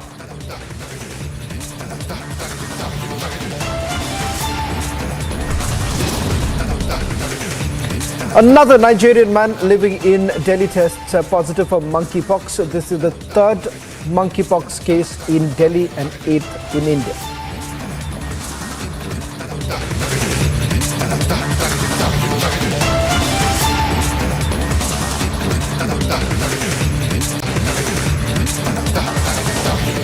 Starting this edition with some breaking news. Now coming in, the Income Tax Department has unearthed unaccounted income of more than 1,000 crore rupees after it raided a Gujarat-based business conglomerate last month.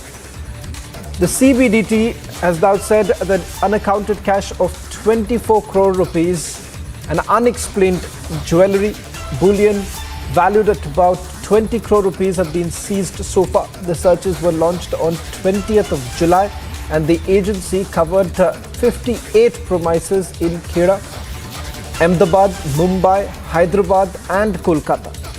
In fact, the Income Tax Department hasn't revealed the name of the business conglomerate, but they say that it's a prominent business conglomerate engaged in diversified fields of textiles, chemicals, packaging, real estate and education. The CBDT in its official release has essentially said that they are not identifying the group, but indicated that this is a major business conglomerate which is based out of Gujarat and is engaged in diversified fields of textiles, chemicals, packaging, real estate and education. More details now coming in. In fact, we'll try and go across to my colleague Priyanka in a short while from now to get in more details.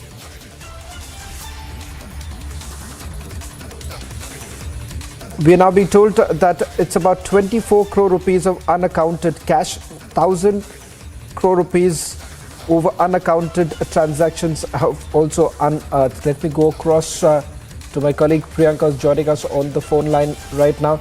Priyanka, just take us to the details that you're picking up. Well, that's right, Shavan. The latest that we can tell our viewers right now is that this is the IT department, in fact, that has been conducting raids. As of now, we are learning that these are the offices, the residence of businessmen in Kheda, Ahmedabad and Mumbai. along with Hyderabad and Kolkata as well, but specifically in Gujarat, we are seeing that the raids that are being focused upon in Kheda and in Ahmedabad is also what we're learning. At least 3 to 4 offices is what we're learning in Ahmedabad, which is being raided upon as of now. In fact, this is in the matter of tax evasion that the IT department, in fact, had been pursuing this entire matter. And in fact, the amount of this entire investigation is also what we have learned right now, Shavan, is to the tune of rupees 24 crores of unaccounted cash, in fact, that has been recovered, and over 1,000 crore of unaccounted transactions that the IT department has also gotten a hold of. They have gotten incriminating documents as well. As of now, in their position that they are scrutinizing to look into the entire matter, but as of now, the tax evasion case that we are learning has surfaced up to the rupees 24 crore as of now.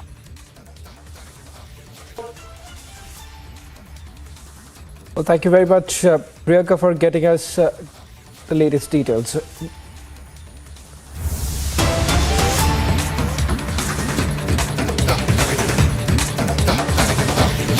Moving on, getting us about breaking news right now. In an open threat to the United States, a Chinese embassy spokesperson in India has now issued a statement on Twitter which reads, "A visit to Taiwan by Speaker Pelosi would constitute a gross interference in China's internal affairs, greatly threaten peace and stability across the Taiwan Strait, severely undermining China-US relations and lead to a very serious situation and grave consequences. The public opinion cannot be defied. Those who play with fire will perish by it. If the US side insists on making their visit and challenges China's red line, it will be met with resolute countermeasures. The US must bear all consequences arising thereof." Unquote. That's what the Chinese embassy spokesperson in India had to say. Let me bring in my colleague and our senior executive editor who's joining us on this broadcast. Abhishek, it does seem that China appears to be quite rattled with the positioning that the United States has taken. And over the last few months, perhaps, what we have seen is that US has basically solidified their position as far as Taiwan is concerned. First time that a US congressional delegation is visiting Taiwan, or someone higher up in the hierarchy in the US government is visiting Taiwan. But it seems that this time the difference is that the Chinese have drawn a red line, a new red line, and we have seen very shrill voices coming in from the Chinese Ministry of Defense, from the Chinese Ministry of Foreign Affairs. In this case, these are a series of tweets by the Chinese spokesperson of their embassy in Delhi, in fact, Wang Xiaojian, and he says that the visit by Speaker Pelosi would constitute a gross interference in China's internal affairs. We have seen live fire exercises being carried out in Fujian province down south, abutting the Taiwan Strait, and we have seen the Chinese Defense Ministry saying, or Chinese experts suggesting, that when Nancy Pelosi's plane goes into Taiwanese airspace, the Chinese military, the Chinese PLA Air Force aircraft might follow. Clearly intimidatory tactics, saber rattling and whatnot being carried out by the Chinese because they want their new red line to be respected. It's still not clear whether the United States would blink, because all indication in the last 24 hours is that despite Nancy Pelosi not mentioning Taiwan in her departure statement, is all set to actually make a pit stop in her four-nation Indo-Pacific tour. But this is clearly China really, Shawan, scaling up its intransigence, scaling up its recalcitrance and sort of bullying in the neighborhood to a level where they are trying it with the United States as well. As I said, it would be interesting to watch whether the United States blinks, because in the last 24 hours at least, they have not given any indication of that kind.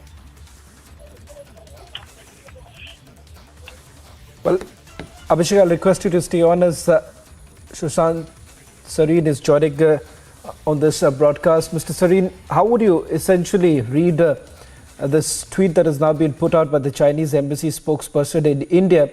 As I was asking this question to Abhishek also, what we have essentially seen in the last few months is that US has tried to solidify their entire positioning of Taiwan in the backdrop of what's happening in the Russia-Ukraine war. So how exactly are you looking at these developments? Look, I think the kind of strident posturing which the Chinese have adopted does not come as any surprise.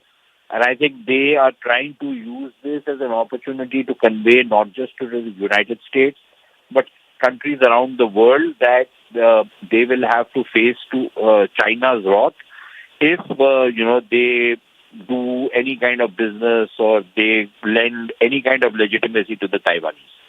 Now, clearly this is a challenge for the United States. Now, a lot of the Chinese rhetoric is only that, just rhetoric. What are they going to do? Are they going to declare war on the United States? I don't think that's going to happen. That's highly unlikely. Not at a time when, you are seeing a downturn in the Chinese economy. The Chinese are extremely dependent upon the United States and the West. So I don't think they're going to go down that road. I would be extremely surprised if they were going to do something like that. But I think even if they eat humble pie, even if their bluff is called at this point in time, and the U.S. Speaker, Congress Speaker, does go to Taiwan, I don't think this will be the end of the matter. I think what will happen is that the Chinese will then think of ways of undermining Taiwan. They'll look at other ways of trying to get even with the Americans. A lot of what we have seen in our own context. We saw Doklam happen. For 2 years, there was complete silence from the Chinese side. Everybody became kind of complacent. The pandemic struck, and we kind of, were caught a little unawares when the Chinese tried to encroach on our territory, or at least brought a substantial number of troops along the line of actual control. And we saw what happened. We've seen what has happened since then. So even in Doklam, after eating humble pie, the Chinese have started encroaching all over again, albeit in a slightly different way and a different area. But nevertheless, they started doing that. So maybe we will see a similar pattern of behavior as far as South China Sea, as far as Taiwan or the Taiwan Straits are concerned. We'll probably see something similar going forward, even if they beat a hasty retreat. Of course, if the Americans do not go to Taiwan, if Nancy Pelosi does not go to Taiwan, then I think the impact of that on American power, American prestige will be significant. Because a lot of countries in the region will think that the Americans have been browbeaten by the Chinese, and I don't think that is something which we would look upon very nicely. Thank you very much, Mr. Sureen, for putting this into perspective. We're also getting in some more breaking news right now. We'll be shifting focus to another top story that we've been focusing for a while now.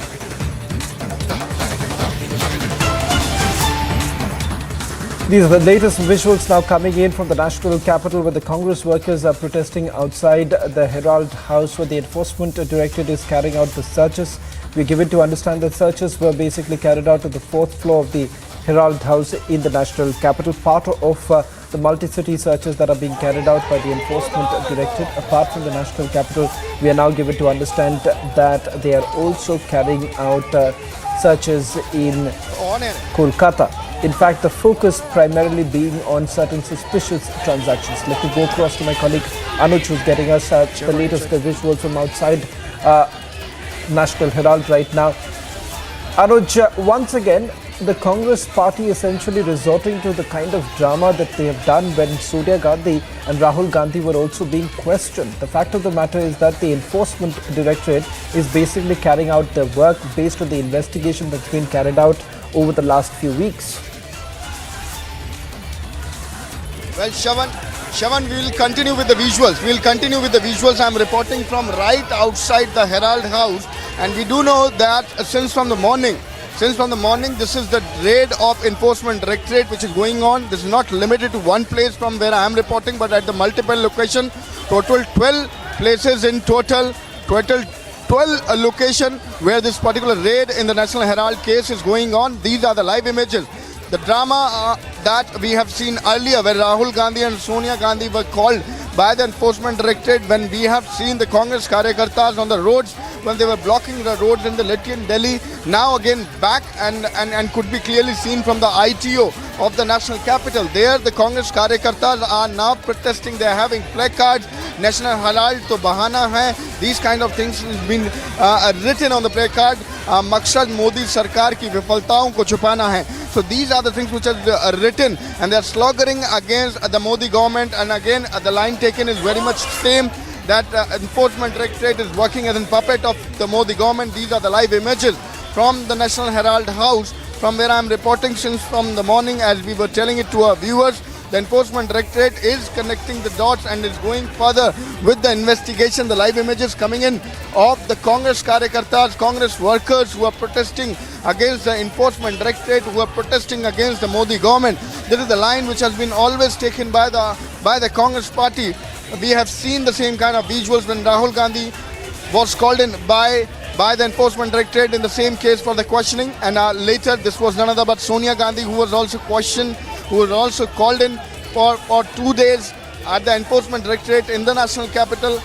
That was the Enforcement Directorate office where we have seen the same. The Akbar Road was blocked, the Lithians Delhi was blocked, and now the live images could be clearly seen in the live images.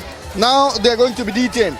The police are detaining, and some of the people are trying to get in there into the National Herald House, and there we are getting the images.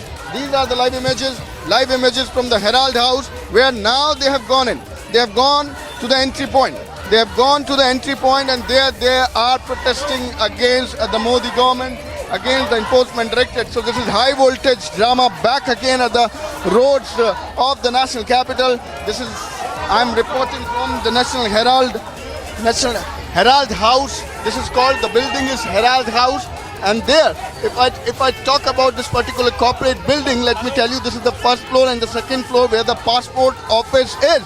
So the normal people, the laymen who are going for their passport things to complete their formalities could be clearly seen in hurdle, because this has been blocked.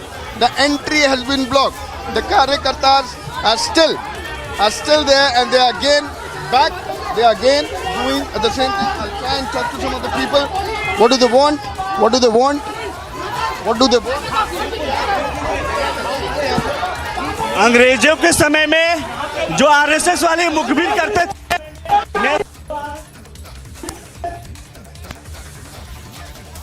Passport office common लोगों ये notification है और ये पूरा ED का दुरुपयोग है.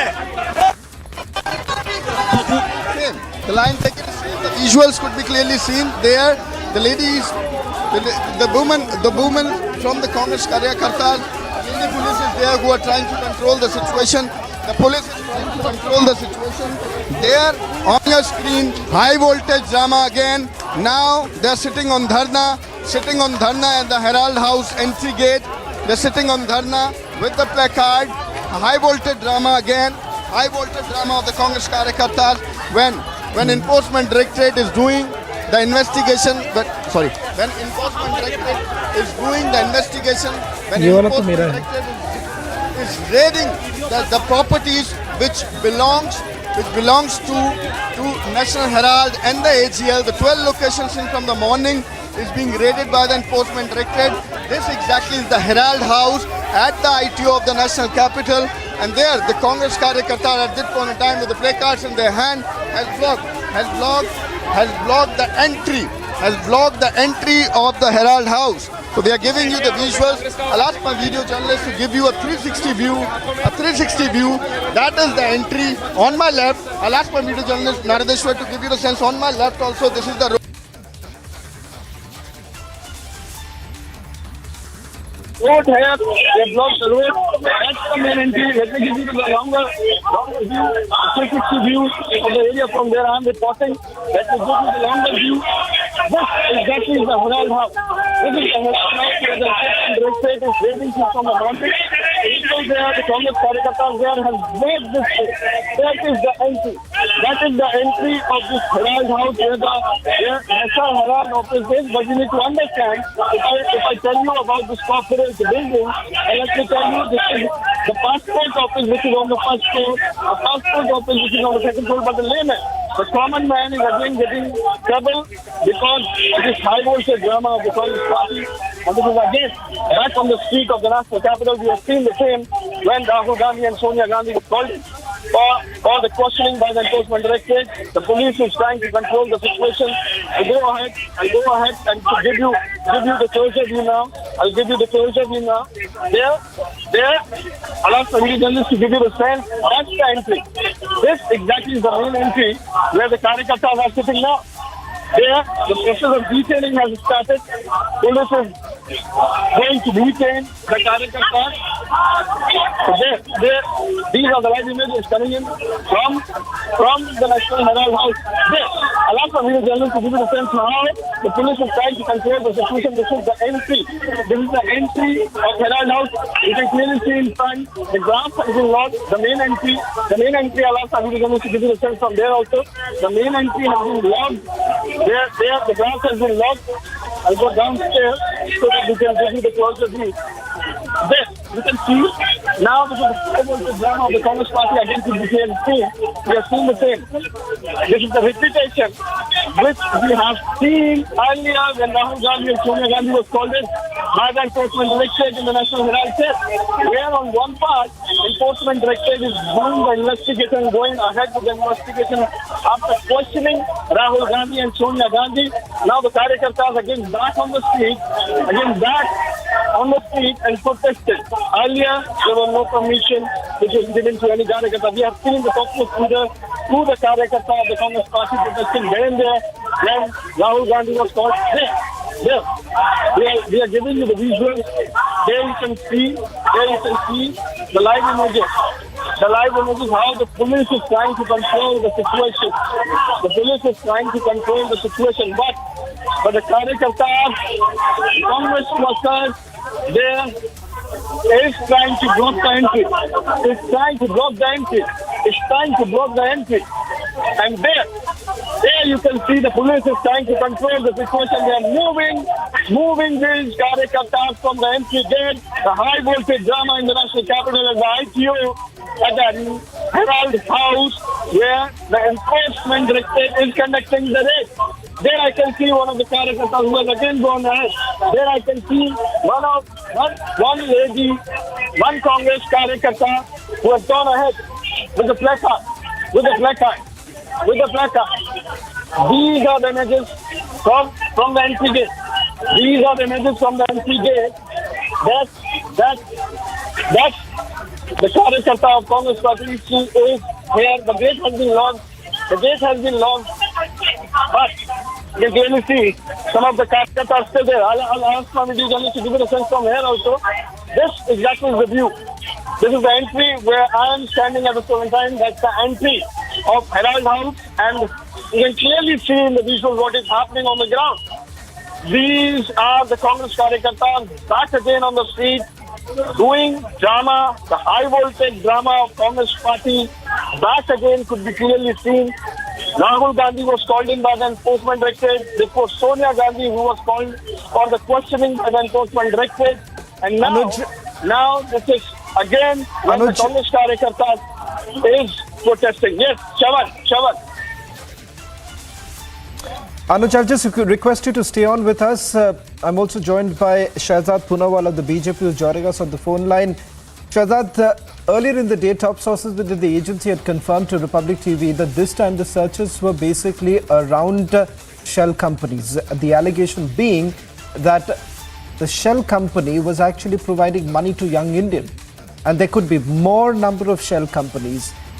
Today, what you see right now outside the Herald House where the Congress workers are now protesting, what do you make of it? This is not a satyagraha ka shakti pradarshan. It is a bhrashtachar ka bhakti pradarshan. This is an attempt to intimidate the agencies. This is an attempt to try and stifle the probe. These are people who have not got any relief from any court of law. The trial court took cognizance, filed criminal cases against Sonia Gandhi, Rahul Gandhi. They did not get relief from High Court. They did not get relief from Supreme Court. They challenged the income tax reassessment order and got no relief from High Court and Supreme Court. And today they are doing, in the name of Satyagraha, Hatyagraha. This is an attempt to pressurize the agencies. Do they believe Sonia Gandhi and Rahul Gandhi are kings and queens who can't be accountable to the law? Are they saying that they are part and parcel of vendetta politics? Why haven't they got any relief from any court of law? This is a clear-cut attempt to actually try and stifle the agencies from doing their work. And this is because they know that the 2,000 crore rupees that have been stolen by the first family of corruption, they don't want to be held accountable for. Shahzad, the other allegation that has been leveled against the Bharatiya Janata Party is that ED and the other agencies are essentially being used as tools. Today we are seeing at least 3 places, at least 3 different cases where the searches are being carried out. One, you're looking at Sanjay Raut, the other happens to be Partha Chatterjee, and the third is Sonia Gandhi, and the common link here being that all of them are your opponents.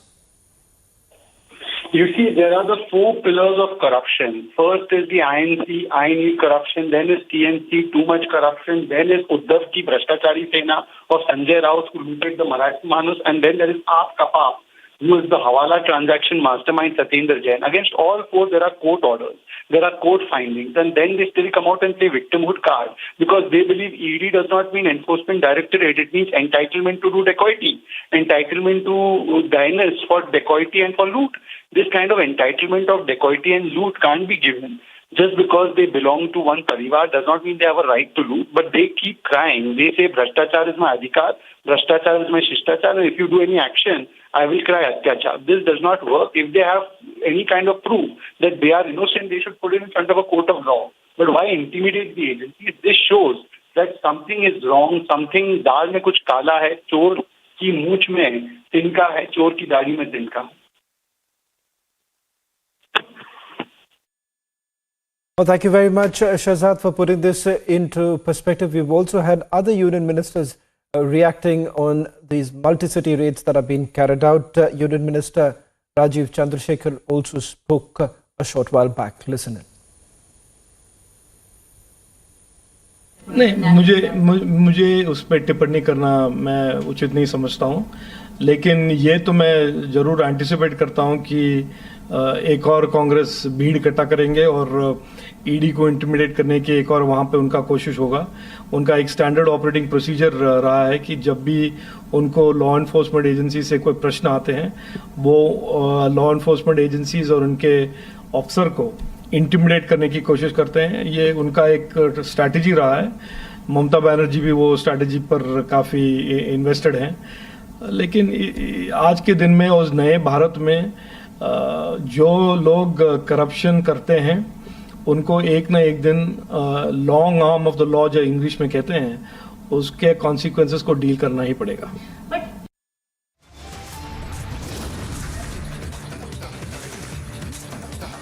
To Kolkata, from Kolkata to Mumbai, ED raids continue. ED raided at around 12 places linked to Rahul Gandhi and Sonia Gandhi in the National Herald case. Time for a short break. We'll be right back. Stay tuned.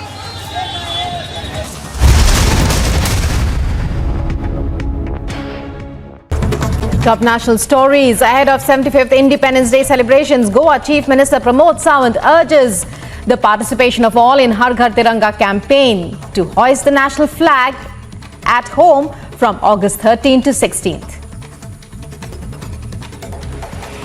Indian Police Service Officer Sanjay Raut, who succeeds Rakesh Asthana as Delhi Police Chief on Monday, chairs meeting with senior police officers, taking stock of security situation in the national capital ahead of Independence Day celebrations. The CP on the first day in office instructs officers to be more vigilant during the period. Delhi court directs jail authorities to provide proper medical treatment to Khalid Saifi along with medication and tests after Saifi, accused in larger conspiracy of anti-CAA 2020 Northeast Delhi violence, moves application to Karkarduma court. You're watching Live and Breaking on Republic. And in other news, as the United States President Joe Biden makes comments confirming the US drone strike in Afghanistan that killed Al-Qaeda leader Ayman Al-Zawahiri, who took over as Al-Qaeda leader after Osama bin Laden's death in a US raid. He spoke about how the strike could act as one more measure of closure to families of the victims of the September 11th attacks. My fellow Americans, on Saturday, at my direction, the United States successfully concluded an airstrike in Kabul, Afghanistan that killed the emir of Al-Qaeda, Ayman Al-Zawahiri. Spokesperson of the Taliban government in Afghanistan acknowledges the attack in official statement, adds the attack carried out by American drones was a violation of the Doha Agreement. Osama's successor eliminated in CIA-led drone strike. First, Osama bin Laden, now Al-Zawahiri. Was Al-Qaeda's top boss aided and abetted by Pak? Debating tonight at 9 p.m.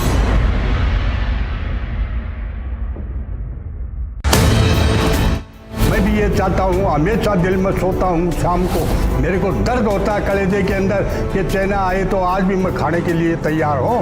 युद्ध भूमि में दुश्मन से जब हम लड़ा करते थे, तूफानों को मोड़ दिया करते थे। अभी जितना बॉर्डर पर मारते हैं, उतना तो हम रोड पे छोड़ दिया करते थे।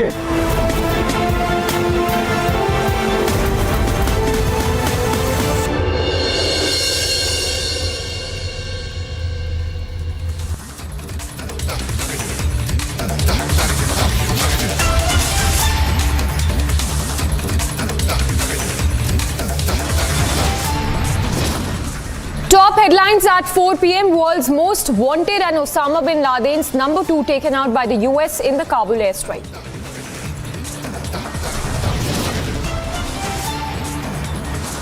Pakistan Taliban roll out in the open. Zawahiri housed in Pak-backed Haqqani-owned plot. Did ISI handmaidens protect Zawahiri?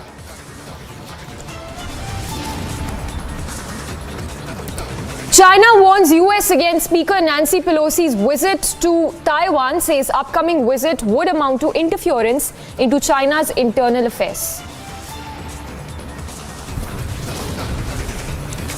Anger mounts against sacked TMC Minister Partha over cash scam, slipper flung at Partha now.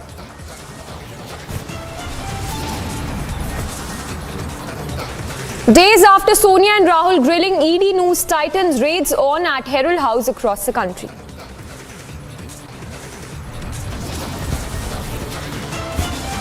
From Mumbai to Kolkata to the national capital, ED swoop down continues. 12 premises raided. Sources suggest multi-city raids linked to Rahul and Sonia Gandhi. No escape for Raut. ED intensifies crackdown raids on across 2 locations in Mumbai.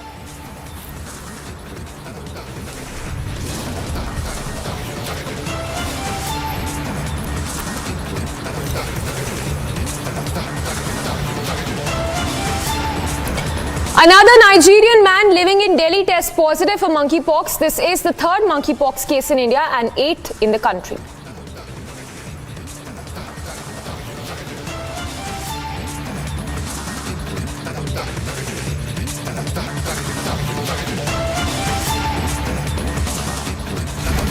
Thanks for tuning in this Tuesday evening. We're tracking the big story this hour of the ED conducting multi-city raids in connection with the National Herald scam probe. Now we are told that the Congress workers were also seen protesting outside the Herald House. We have our reporters reporting live from the national capital and the locations where the raids are being conducted. And the visuals on your screens of the protests being staged by the Congress workers, those are in fact the live protest shots that are coming in right now of the Congress holding protest as the mega ED searches and raids continue in connection with the National Herald scam case, which amounts to crores of rupees. Anuj is tracking all the details, reporting live from that very location. Anuj, if you could give us the details that you're picking. Well, exactly. I'm reporting from the Herald House since from the morning. The Enforcement Directorate raid is going on at this particular office regarding to the National Herald case. Let me give you the visuals from right outside the Herald House, and there you can clearly see the high voltage drama of the Congress party, which is again back on the roads of the national capital. This is the Herald House at the ITO of the national capital, and the Congress Karyakartas, the Congress workers could be clearly seen protesting over here. And as we do know, we have seen the same kind of visuals when Rahul Gandhi and Sonia Gandhi was called in for the questioning by the enforcement directorate, and there, this is the reputation of the same. Again, the Congress Karyakartas could be clearly seen, the workers of the Congress party could be clearly seen protesting against the Modi government and the enforcement directorate. So these are the live images coming in from the Herald House. On my left is the Herald House. That's the entry which was recently blocked by these Karyakartas. Some of the protesters have been already detained. I'll give you a sense of the entry of the national this Herald House also. This exactly is the entry where this particular barricading kind of has been already done, and that's the entry. That's the entry point where the Karyakartas, the party workers reaches. On my left, the police is trying to control the situation. The situation remains the same. I'll ask my media journalist to give you the sense from there also. And there, you can clearly see the people, the Karyakartas, from the women wings, from the Mahila wing of the Congress party, the Karyakartas are protesting, and this is against the enforcement directorate. Yes, the line taken is very much similar as it was taken earlier also, that the ED is being used by the Modi government, and this is the protest against the Modi government and the enforcement directorate. As we are talking at this point in time, let me remind you that this is the 12th location which is being raided by the enforcement directorate today. 12 location in the National Herald case is being raided.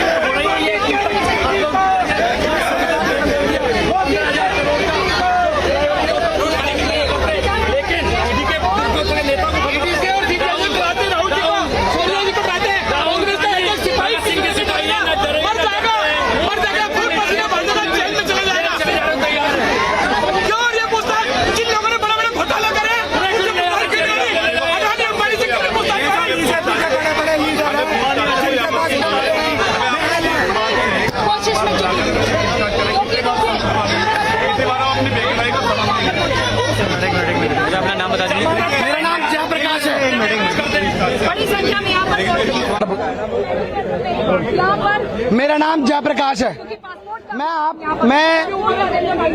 आपके channel के माध्यम से ये पूछना चाहता हूँ, पिछले महीने में 10 दिन राहुल जी को परेशान किया गया, क्या निकला बताइए। कि आप देख सकते हैं ये तस्वीरें जो हैं कांग्रेस कार्यकर्ताओं की तस्वीरें हैं, कांग्रेस कार्यकर्ताओं की तस्वीरें हैं। तस्वीरों में हम रहेंगे, तस्वीरें मैं अपने कैमरा पर्सन से कहूँगा दिखाएं आपको। आप देख सकते हैं कि कांग्रेस के कार्यकर्ता हैं जो ये प्रदर्शन यहाँ हेराल्ड हाउस के बाहर कर रहे हैं। देखिए, सुबह से ही इन्फोर्समेंट डायरेक्टरेट की जो टीम है वो 12 लोकेशंस पे रेड कर रही है। नेशनल हेराल्ड स्कैम में, इस केस में राहुल गांधी को बुलाया गया था, सोनिया गांधी को बुलाया गया था। 4 दिन राहुल गांधी से पूछताछ होती है, उसके बाद 2 दिन के लिए सोनिया गांधी से पूछताछ होती है। पूछताछ के बाद इन्फोर्समेंट डायरेक्टरेट एक्शन में है।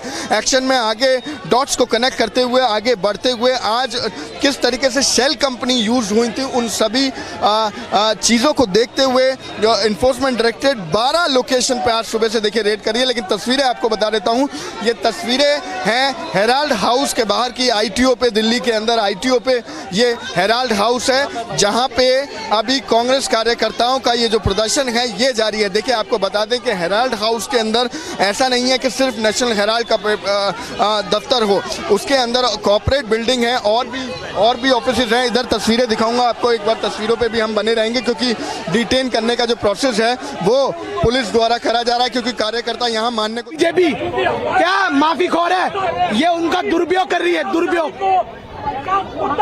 छुपाने के लिए। और ये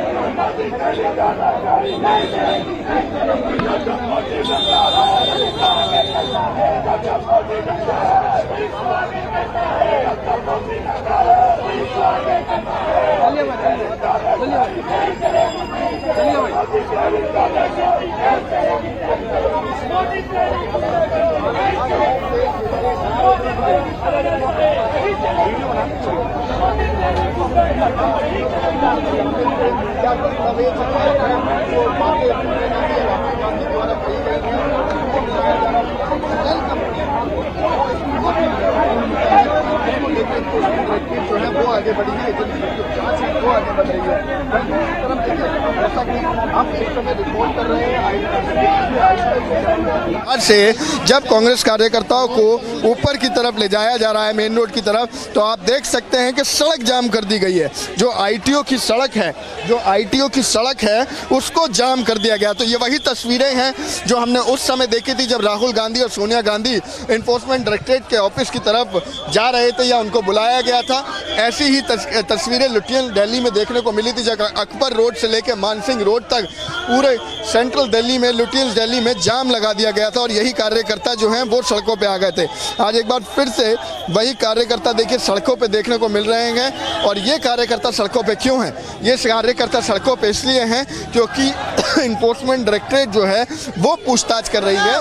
इन्फोर्समेंट डायरेक्टरेट जो है वो पूछताछ की कार्रवाई आगे बढ़ा रही है। So these are the live images from the ITO.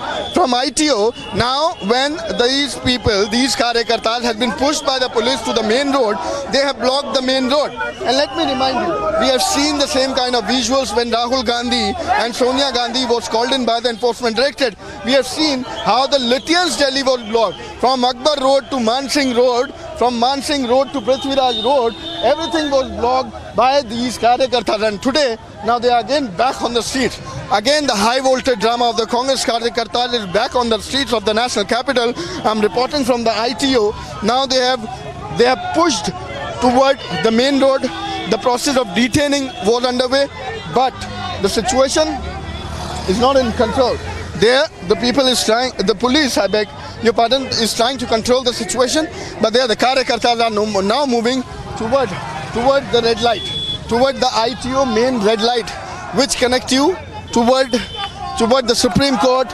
On your right is going to be the Deen Dayal Upadhyay Marg, where the BJP office is. On your left is going to be the Central Secretariat. So this is one of the important circle, Chauraya, if we call the place, the red light of the Delhi, which is very much we can see very heavy traffic on this particular road, but now this has been blocked. Now this has been blocked by these Congress karyakartas. The bus is there in which I believe the protesters who are going to be detained will be taken, but there numbers of karyakartas, numbers of Congress party workers is again back on the street. They are protesting against the Modi government. They are protesting against the enforcement director. They are having different placard in their hand. ED से ना डरे हैं ना डरेंगे, जनहित में आवाज उठाएंगे. So this is something what these people, the placards having in their hand. So high voltage drama of the Congress party again back on the street of the national capital. There you can clearly see this full road has been blocked by the Congress workers. The high voltage drama, again the Congress karyakartas back on the street. And why? Because their leader has been questioned by the enforcement directorate, and now enforcement directorate going ahead with the investigation is raiding the multiple location. Since from the morning, let me remind you, 12 places has been raided, or the raids at the 12 places is underway. And they are from the ITO of the national capital. The ITO of the national capital, the high voltage drama could be clearly seen. There the police is trying to control the situation. The roads has been blocked. ITO has been blocked by the Congress karyakartas, and now the live images coming in of the Congress karyakarta. We have seen few minutes back how they were trying to block the main entry of the Herald House, where the passport office is also there at the first floor. The layman, the common man is again facing the problem because of this high voltage drama of the Congress party, which we have seen earlier. And now the movement could be clearly seen behind me. Behind me is the ITO red light, and in front of me I can see numbers of Karyakartas of the Congress party who are moving toward the ITO red light. This particular road has been blocked. On my right is some movement of the traffic, but there you can clearly see that the high voltage drama of the Congress party again back on the national capital, on the roads of the national capital, and there the police is trying to control the situation. They are protesting against the Modi government. They are protesting against the enforcement directorate. And why? Because enforcement directorate is conducting raids at the multiple location which is linked to Rahul Gandhi or Sonia Gandhi, which is linked to the National Herald case, or which is the property of National Herald or the AGL. So that is why these particular raids are conducted by the Enforcement Directorate. And as we do know that earlier this was Rahul Gandhi and Sonia Gandhi herself who was questioned by the Enforcement Directorate, after which the dots has been connected and things has been taken further by the Enforcement Directorate. This is a part of the investigation, what we have been told. They are looking into the shell companies, the role of the shell companies from where the fund was provided to AGL.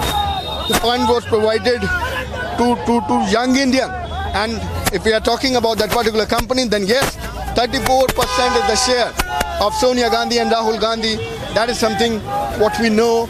And yes, this is Enforcement Directorate who are conducting raids, who are connecting the dots, who have gone through the investigation, questioned Rahul Gandhi and Sonia Gandhi, and now taking the investigation further. But this is the high voltage drama of the Congress party, which could be clearly seen on the roads of the national capital. From ITO, I'm reporting. On my right is the Herald House. Earlier, these Karyakartas, these workers of the Congress party was protesting at the Herald House, and they were pushed from there. Some of them has been detained. They were pushed from there, and after that they rushes toward the main road. And that's the ITO road from where I am reporting. And we are just near to the ITO red light at this point in time. And there you can clearly see the slogging which has been done by the Congress Karyakarta. Police is clearly giving them the warning. Police giving them the warning that you are not allowed. You are not allowed to do any kind of protest over here. You are not allowed to do any kind of satyagraha over here. This is no permission for any kind of protest. But on the roads, this is the Congress Karyakartas who are protesting.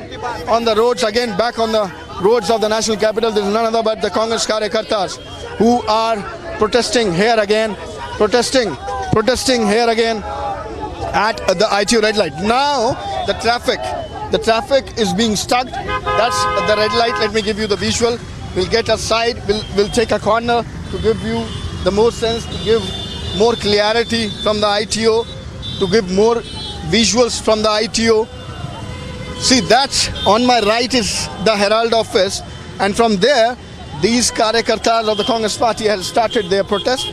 Earlier they were at the gate, at the main gate of the Herald House. They were trying to enter, they were forced, they were stopped, they were pushed from there toward the main road. Some of them has been already detained, now moving ahead toward the main red light. And if we take right, let me tell you, if we take right from here, from this particular red light, if we take right from there, then this is going to be the Deen Dayal Upadhyaya Marg, where the Bharatiya Janata Party headquarters is.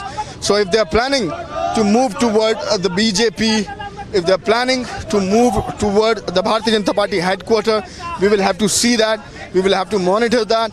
But the live images, I'll ask my video journalist to give you the sense of the Karyakartas. If Naradeshwar can give you the visual from behind me, where these Karyakartas have now reached at the ITO circle. This is the ITO circle from where I am reporting, and now the Karyakartas have reached here. The Congress workers have reached here. Police is there trying to control the situation. If they take right, then this is the route toward the Bharatiya Janata Party office, the head office. And prior to that, this is the DPCC, that's Delhi Pradesh Congress Committee office also. So let's see, wait and watch what exactly is going to be the way where these Karyakartas are going to be. But On my right, I'll ask my video journalist to again give you the sense from there, because the Karyakartas have reached there and crossing the ITO red light. And now we are seeing, this is a small police station over here, a police booth where these Karyakartas have been taken at the ITO itself. But the Karyakartas are still there. The Karyakartas are still here, some of them doing heated argument with the Delhi police personnel. I can see the Delhi police is trying to control the situation as there is no permission for any kind of protest. But you can see the situation. You can see the situation at the ITO. You can see the situation at the ITO of the national capital, what these Congress Karyakartas are doing, what is happening at the ITO. Now they are sitting at the circle and the main road, on the main road of the ITO. Police trying to control the situation. Traffic is moving from the ITO red light, but now these protesters have blocked the main ITO road, and there the police is trying to control the situation, but these Karyakartas continues. Congress Karyakarta again back on the street of the national capital with the high voltage drama of theirs, and they're having placards on their hand. We'll give you a 360 view. I'll give you a 360 view. This exactly is the ITO circle, and if we'll move it, on my left is the National Herald office. This is the ITO circle from where I'm reporting, and look at the way where these Karyakartas have blocked the road. Where these Karyakartas have blocked the road, the Congress Karyakartas have blocked the road, and they're protesting against, yes, the Enforcement Directorate and the Modi government, sloganeering against ED.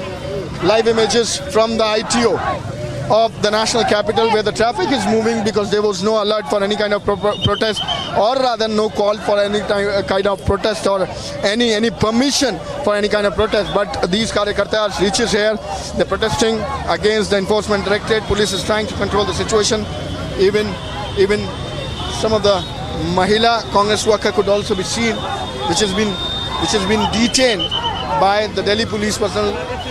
And there you can clearly see from ITO, now the police has moved these Karyakartas. At least they're moving toward the left now. There is a small police booth. Naradeshwar will give you the visual. Some of the Karyakartas doing heated argument with the police personnel, but the police is not left with any other option but to detain them. They're not ready to cooperate. Police is asking them that there is no permission for any kind of protest. They're protesting against the Enforcement Directorate and the Modi government. This is regarding, let me remind you, when the Enforcement Directorate is conducting raid at the 12 locations since from the very morning in the National Herald case, and the property related to Rahul Gandhi and Sonia Gandhi in the National Herald case, and the AGL is being raided by the Enforcement Directorate. Look at the dramatic visual. These are the dramatic visual from the ITO, where this kind of behavior with the police personnel could be clearly seen. The protesters not ready to listen. Police not left with any other option but to detain. On my left, more Karyakartas are there, and the people who are not listening to the police personnel there from the Delhi police is trying to control the situation. But this particular man was again and again trying to go in the middle of the circle and was trying to stop the traffic, as we have seen it earlier also. So the police personnel not left with any other option but to detaining him. These are the visuals from the ITO. More people detained, more Congress Karyakartas detained, but not ready to listen. To the Delhi police personnel. And these are the live images from the ITO, where the Congress party continues with the high voltage drama. Time for a short break. We'll be right back. Stay tuned.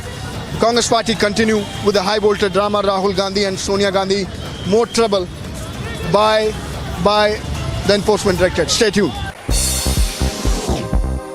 The European Commission on Monday urged authorities in Kosovo and Serbia to resolve rising tensions through dialogue and negotiations only, as Kosovo delays measures stirring tensions with minority Serbs.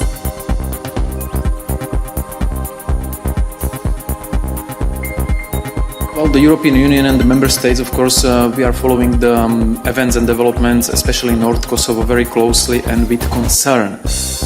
What is important to say on behalf of the European Union is that everyone involved in this needs to remain calm, and any uncoordinated and unilateral actions that jeopardize the stability and security on the ground and which impede the freedom of movement of all citizens there need to stop immediately.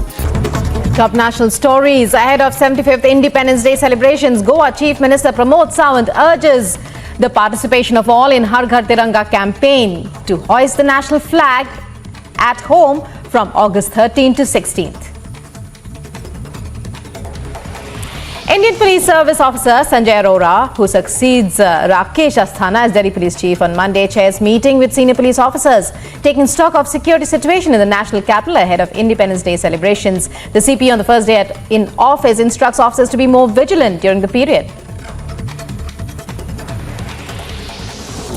Delhi court directs jail authorities to provide proper medical treatment to Khalid Saifi along with medication and tests after Saifi, accused in larger conspiracy of anti-CAA 2020 Northeast Delhi violence, moves application to Karkarduma court. You're watching Live and Breaking on Republic. And in other news, as the United States President Joe Biden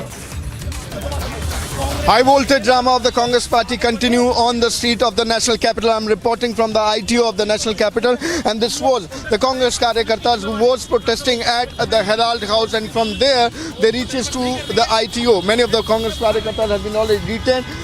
The traffic is normal now, but as we do know, as we have given the visual, some of the Karyakartas are still here, but they have been detained. Many of them have been detained. Some of the Karyakartas could be clearly seen.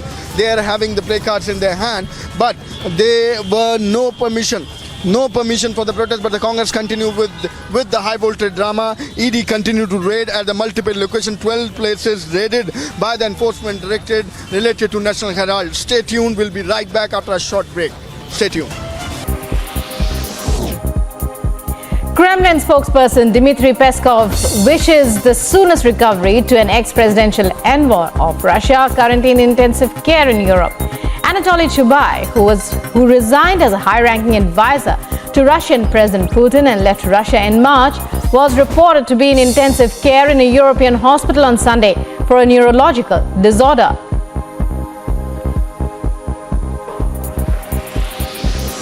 Kosovo's authorities have moved to ease mounting ethnic tensions in the country by delaying a controversial order on vehicle license plates and identity cards. The tensions triggered riots by minority Serbs who put up roadblocks, sounded air raid sirens and fired their guns into the air.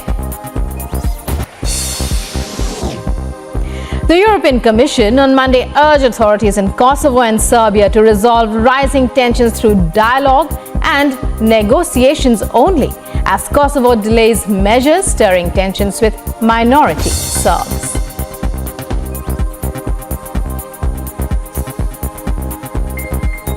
Well, the European Union and the member states, of course, we are following the events and developments, especially in North Kosovo, very closely and with concern. What is important to say on behalf of the European Union is that everyone involved in this needs to remain calm, and any uncoordinated and unilateral actions that jeopardize the stability and security on the ground and which impede the freedom of movement of all citizens there need to stop immediately.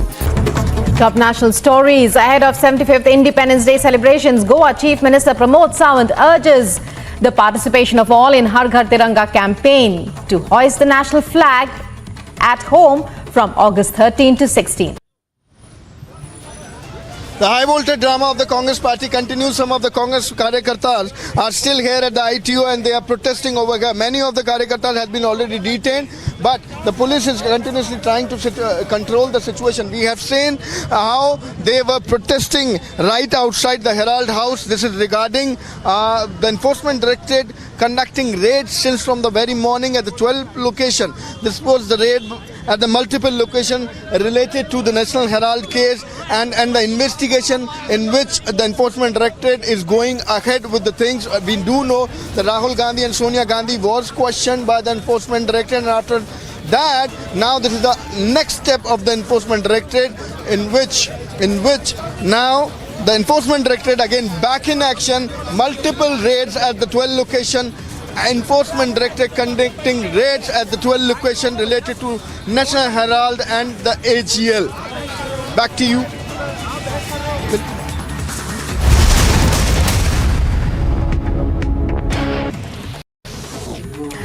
Spokesperson of the Taliban government in Afghanistan acknowledges the attack in official statement, adds the attack carried out by American drones was a violation of the Doha Agreement, that such an action was a repetition of failed experiences of the past 20 years that acted against the interests of the United States, Afghanistan and the region as an extension. Barack Obama, former president of the US, hails the Biden administration. Taking to Twitter, says he hoped these airstrikes would provide a small measure of peace to the families of victims of 9/11. Lauding the precision of the strikes, notes strikes on Zawahiri were carried out without a single civilian casualty.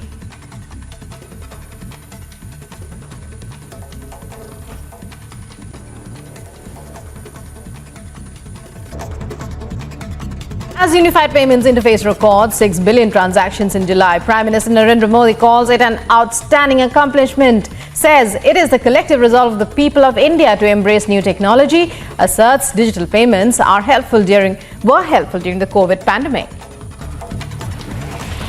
Amid the inflation debate in Parliament, Finance Minister Nirmala Sitharaman's speech, Congress leader Mallikarjun Kharge says opposition ready to discuss inflation and will keep issues in front of the House. Kharge further takes a jibe at the BJP, says party is unaffected due to inflation.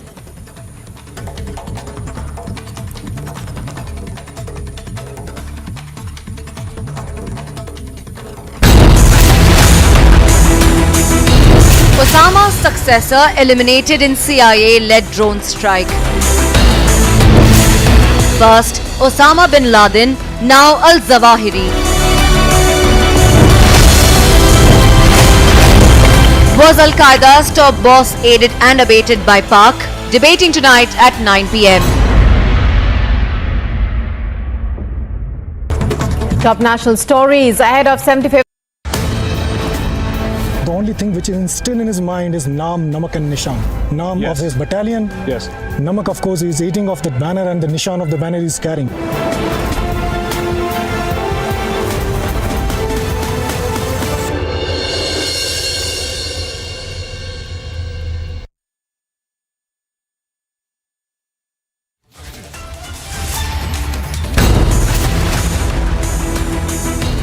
Osama's successor eliminated in CIA-led drone strike. First, Osama bin Laden, now Al-Zawahiri. Was Al-Qaeda's top boss aided and abetted by Pak?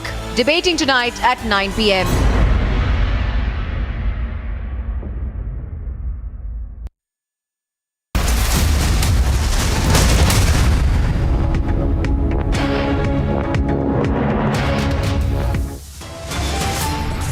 Top headlines at 5 p.m. World's most wanted and Osama bin Laden's number 2 taken out by the US in the Kabul airstrike. Pakistan Taliban roll out in the open. Zawahiri housed in Pakistan-backed Haqqani-owned plot. Did ISI handmaidens protect Zawahiri? China warns US against Speaker Nancy Pelosi's visit to Taiwan, says upcoming visit would amount to interference into China's internal affairs. Anger mounts against sacked TMC Minister Partha over cash scam. A slipper now flung at Partha Chatterjee.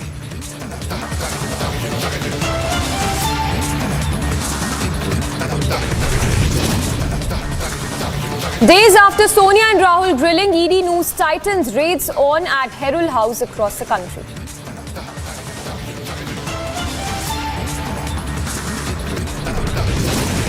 From Mumbai to Kolkata to the national capital, ED swoop down continues. 12 premises raided. Sources suggest multi-city raids linked to Rahul and Sonia Gandhi. No escape for Sanjay Raut. ED intensifies crackdown raids on across 2 locations in Mumbai. Another Nigerian man living in Delhi tests positive for monkeypox. This is the third monkeypox case in the national capital and 8th in the country.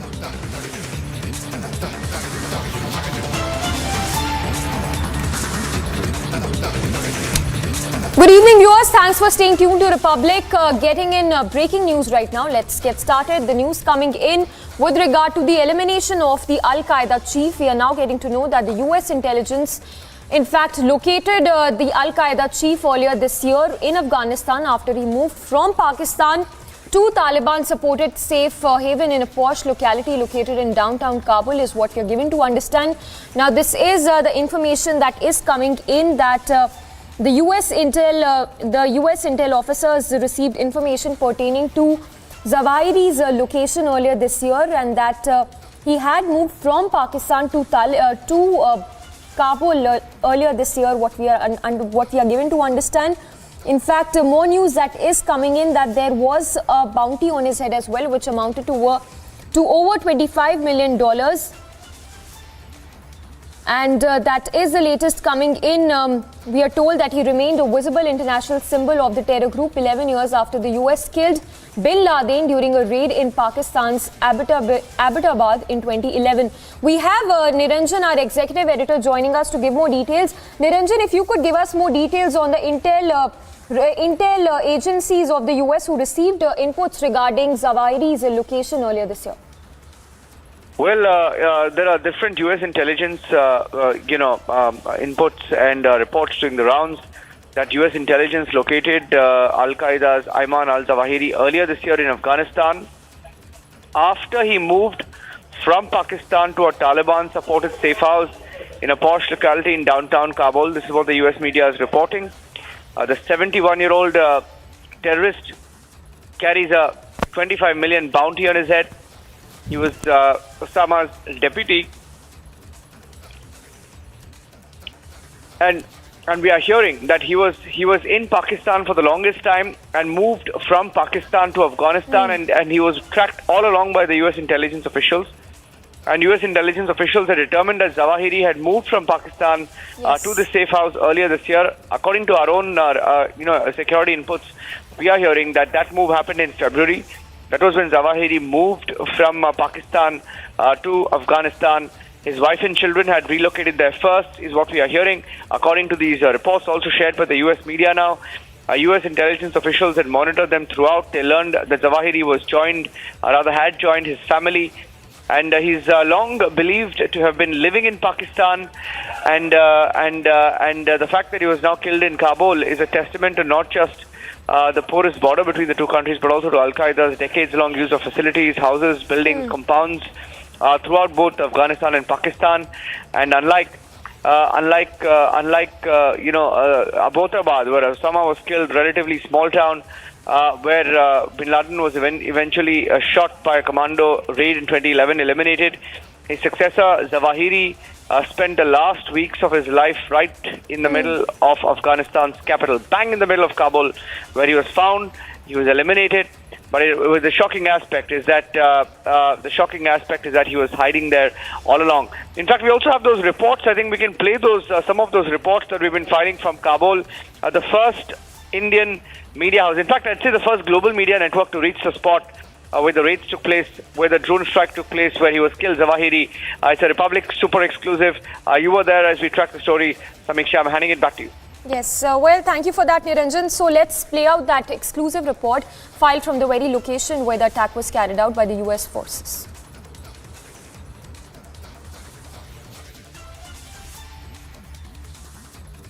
I'm here near the Sherpur place where the drone strike was done by the American forces on Sunday around early morning, around 6 a.m. So here and around 1 kilometer, no single person is allowed to go there. So I'm finding a place where I can show you the targeted house, and I will try. So you can see the back of the place where this is called the Sherpur place. And here is the drone strike was done. You can see at the back of that tall building that there was a drone strike done. So here in Kabul, especially around Sherpur place, there is not a normal situation. and anything is not normal. So you can see that this was the place where the previous government high official was resident. They lived there, but now this is under the control of the Taliban high officials. So after the situation or after the bomb attack right struck here, the security situation is very high. And every road and every sub-road, there is a security, there is a Taliban fighter that they are not allowing people to go there. So it was really a high official places there, they live there. So now no one is allowed to go near to see the place targeted house. So the security is very high there. So this is, as you said, this is the heart of Kabul. This is a place where a lot of ministries are located here. The presidential palace, or we can say Arg, is here near around 1 kilometer or little there from here. And also a lot of embassies, Turkish embassies, Pakistan embassies, the embassy of US, and other embassies are here. So this is the place where you cannot say anything that they don't know he was hiding here, or because this is the place where the high officials, as I indicated in my previous talk. This is the obvious support for them, because the US said that President Biden said that they have killed the organization's leader, and they are denying that. So if they're denying that, so it means that they support the situation. Yes, as tweeted by the Zabihullah Mujahid, the spokesperson of Taliban, tweeted morning today.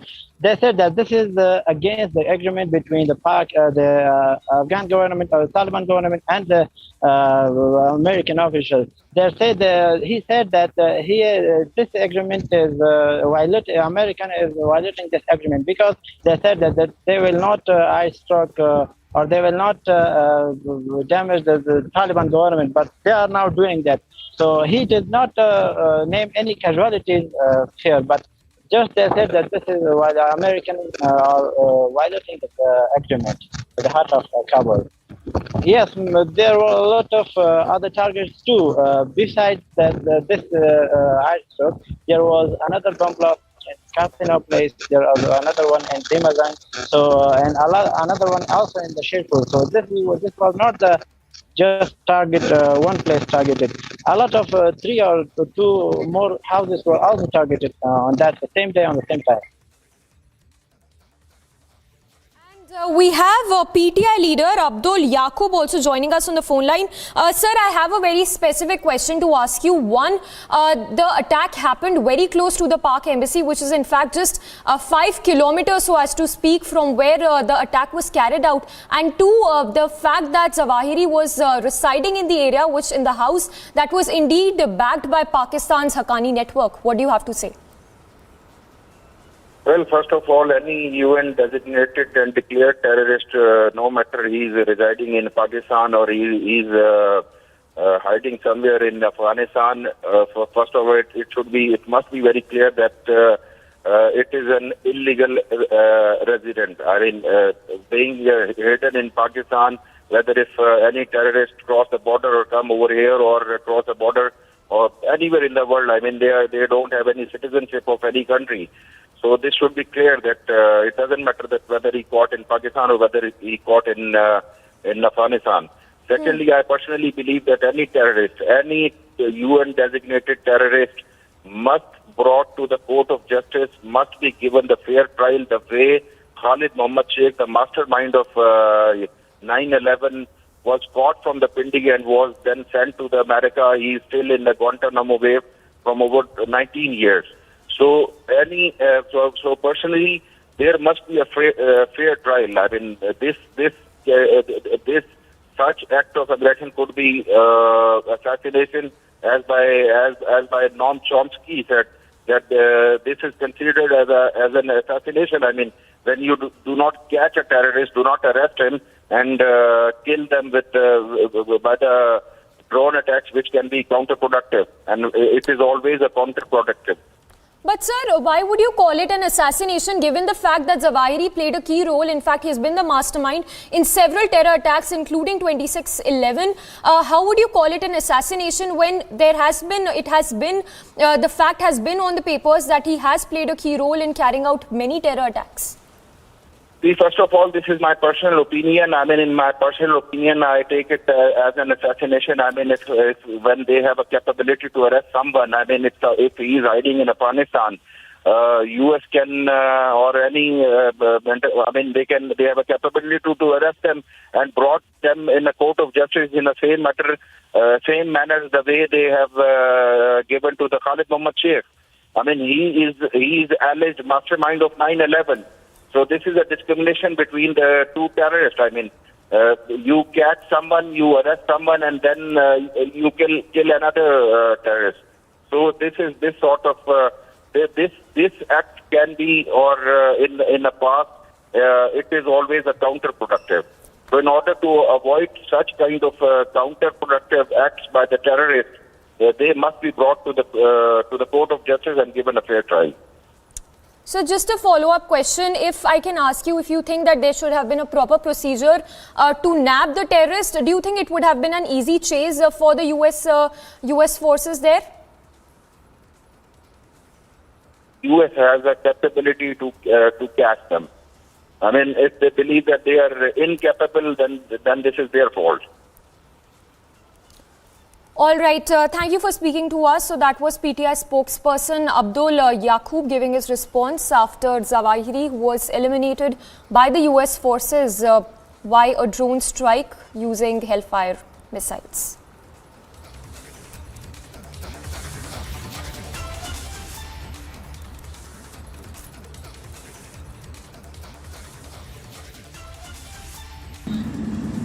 My fellow Americans, on Saturday, at my direction, the United States successfully concluded an airstrike in Kabul, Afghanistan that killed the emir of Al-Qaeda, Ayman Al-Zawahiri. You know, Zawahiri was bin Laden's leader. He was with him the whole time. He was his number 2 man, his deputy at the time the terrorists attacked 9/11. He was deeply involved in the planning of 9/11. One of the most responsible for the attacks that murdered 2,977 people on American soil. For decades, he was the mastermind behind attacks against Americans, including the bombing of the USS Cole in 2000, which killed 17 American sailors and wounded dozens more. He played a key role in the bombing of U.S. embassies in Kenya and Tanzania, killing 224 and wounding over 4,500 others. He carved a trail of murder and violence against American citizens, American service members, American diplomats, and American interests. And since the United States delivered justice to bin Laden 11 years ago, Zawahiri has been a leader of Al-Qaeda, the leader. From hiding, he coordinated Al-Qaeda's branches and all around the world, including setting priorities for providing operational guidance that called for and inspired attacks against U.S. targets. He made videos, including in recent weeks, calling for his followers to attack the United States and our allies. Now, justice has been delivered, and this terrorist leader is no more. People around the world no longer need to fear the vicious and determined killer. The United States continues to demonstrate our resolve and our capacity to defend the American people against those who seek to do us harm. You know, we make it clear again tonight that no matter how long it takes, no matter where you hide, if you are a threat to our people, the United States will find you and take you out.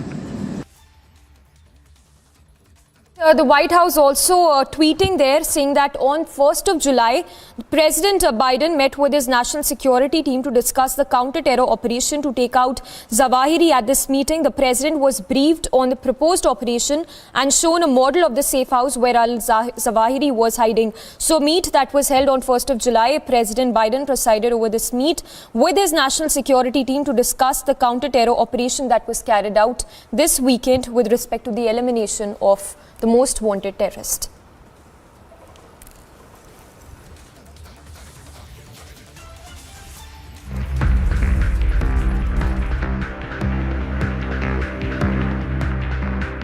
Just 13 minutes away from the Pakistan embassy in Kabul, A building allegedly owned by the Afghanistan Interior Minister Sirajuddin Haqqani was struck by the US military, killing the Osama deputy Ayman Al-Zawahiri immediately.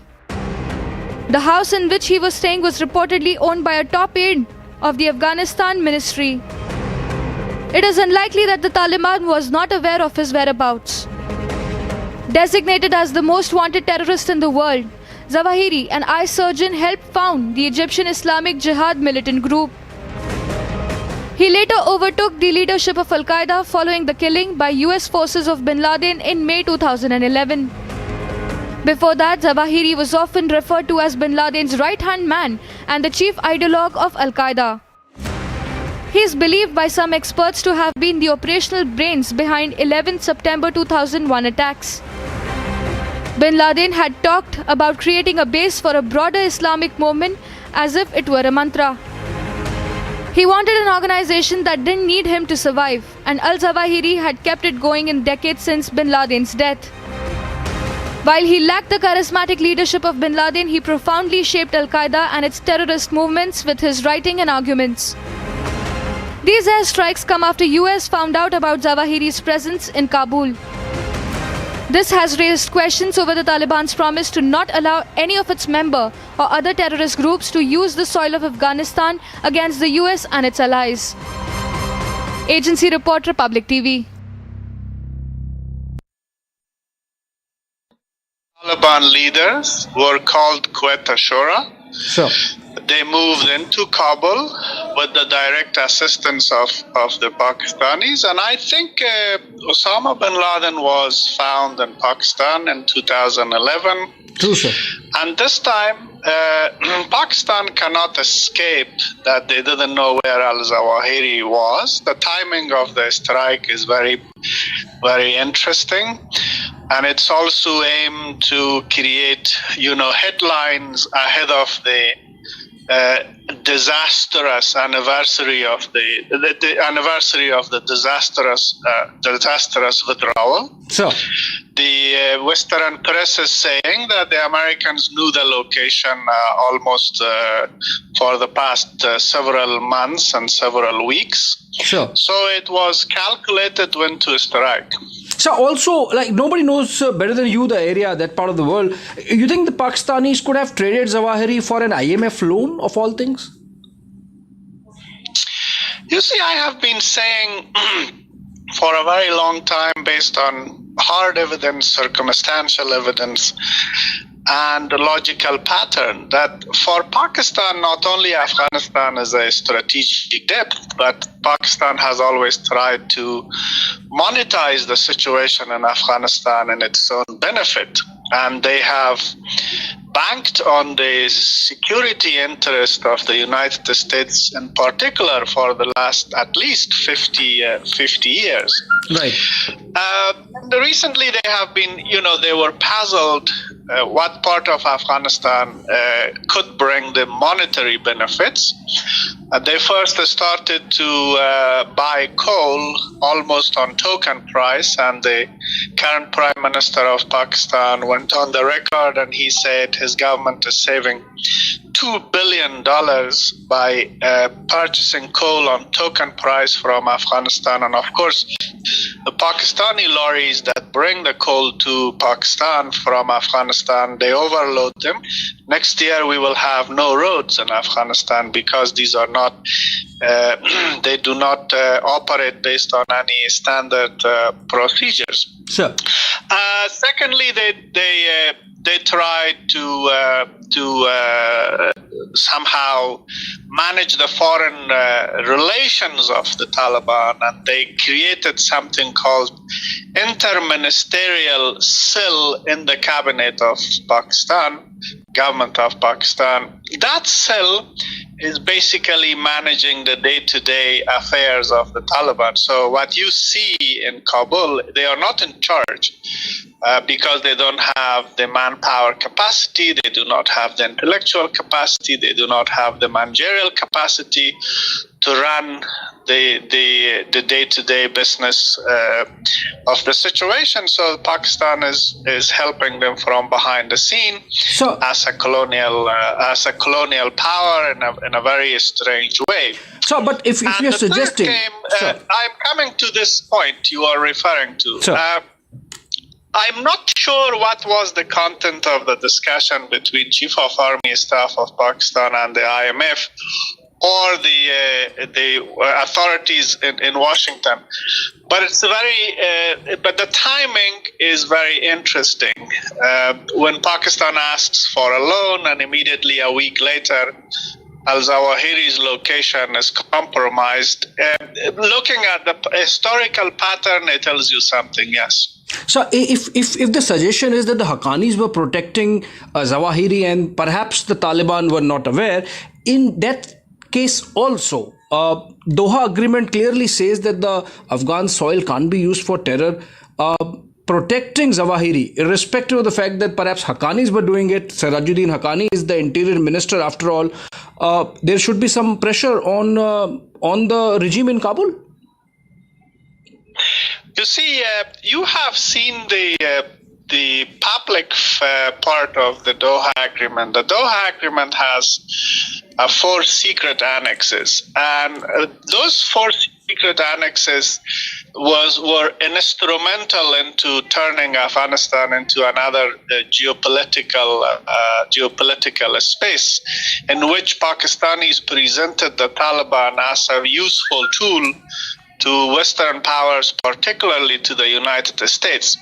Now, the question is, how much leverage can the West have on the Taliban in order to use them as an instrument? Now, you are saying basically whether the strike was done without the collaboration of the Haqqanis or with the collaboration of the Haqqanis. If the Haqqanis and the Taliban have become a new tool in the geopolitical game of the United States, this has been somehow with their collaboration, and they will deny it in order to retain and safeguard their radical credentials. But I saw the statement of Secretary Blinken. He is very soft on the Taliban, which indicates there is something behind the scene between ISI, the Taliban, and the Americans. And also, one should not forget that the Doha Agreement says United States wants the Taliban to collaborate on Al-Qaeda, and the Doha Agreement does not say anything about other terrorist groups like Lashkar-e-Taiba or Central Asian groups who are posing a direct threat to stability and state security of the regional countries. So if there is some type of cooperation from Pakistani side on elimination of Al-Zawahiri, that type of cooperation will not be extended to regional countries like India, like Central Asia, like Russia or Iran, to effectively eliminate their enemies in Afghanistan. And our senior executive editor Abhishek is also joining us. Abhishek, if you could summarize the conversation you had with Saleh on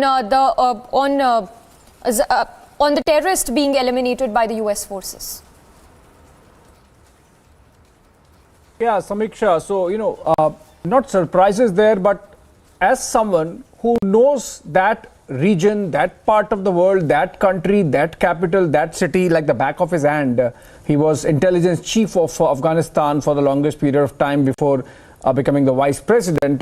Amarullah Saleh gives that, very bird's eye view as also a worm's eye view of what has happened. According to him, Zawahiri was brought into Kabul by under the protection of Haqqani network. He is saying in the phone-in that in the interview that the area from where Zawahiri has been eliminated is an area which has been cleaned 10 times by Haqqanis, swept in terms of a security drill 10 times by the Haqqanis. Sirajuddin Haqqani happens to be the interior minister of Kabul. It's an area which is under their protection. It's a VIP area, and bringing him there, almost all the safe houses there are effectively in control of the Haqqanis, and to be keeping Ayman al-Zawahiri there obviously happens under the watchful eyes of Haqqanis and hence of the ISI. He goes on to say how Pakistan post the, moving out of the Americans from Afghanistan is essentially using Afghanistan as a colony, in a classical sense, taking its resources like coal at the cheap and still controlling the government there to the extent that it has set up an interministerial committee to look into foreign affairs of Afghanistan. So in that sense, of course, Amrullah Saleh would be pushing across the Northern Alliance view of it. But then, as I said, he is someone who knows that part of the world like the back of his hand. He would provide substance also. In that sense, the news point that is coming out, Samiksha, of this longish phone-in is that Pakistan's vice-like grip over Afghanistan continues. A and B, Ayman al-Zawahiri, who has been eliminated by the Americans on Sunday, was essentially brought in there under the watchful eyes of the Pakistani ISI and of course under protection of the Haqqani network. So those are the two important points, news points I would say, coming out of that conversation. Of course, he also warned India of being on the guard given the fact that Taliban has not changed its colors, and organizations like the Daesh, the Islamic State, they are having, including Lashkar-e-Taiba, they are having their terror camps in Afghanistan, and they are actively recruiting in India. So those are very important news points coming out of that longish phone conversation that I had with the former Vice President of Afghanistan, Amrullah Saleh, earlier in the day. Samiksha. Yes. Abhishek, stay with us. We are getting more breaking news, I'm told. This one on Taiwan. We are told reports coming in from Taiwanese media that Taiwan's outer islands have entered a state of combat readiness. Readiness is what we are given to understand. The last time this happened was during Taiwan Strait crisis in 1996. So after 1996, history repeating itself, Abhishek, we are told that Taiwanese media, in fact, quoting this, that Taiwan's outer islands have entered a state of combat readiness. Help us read into these details that are just coming in, Abhishek.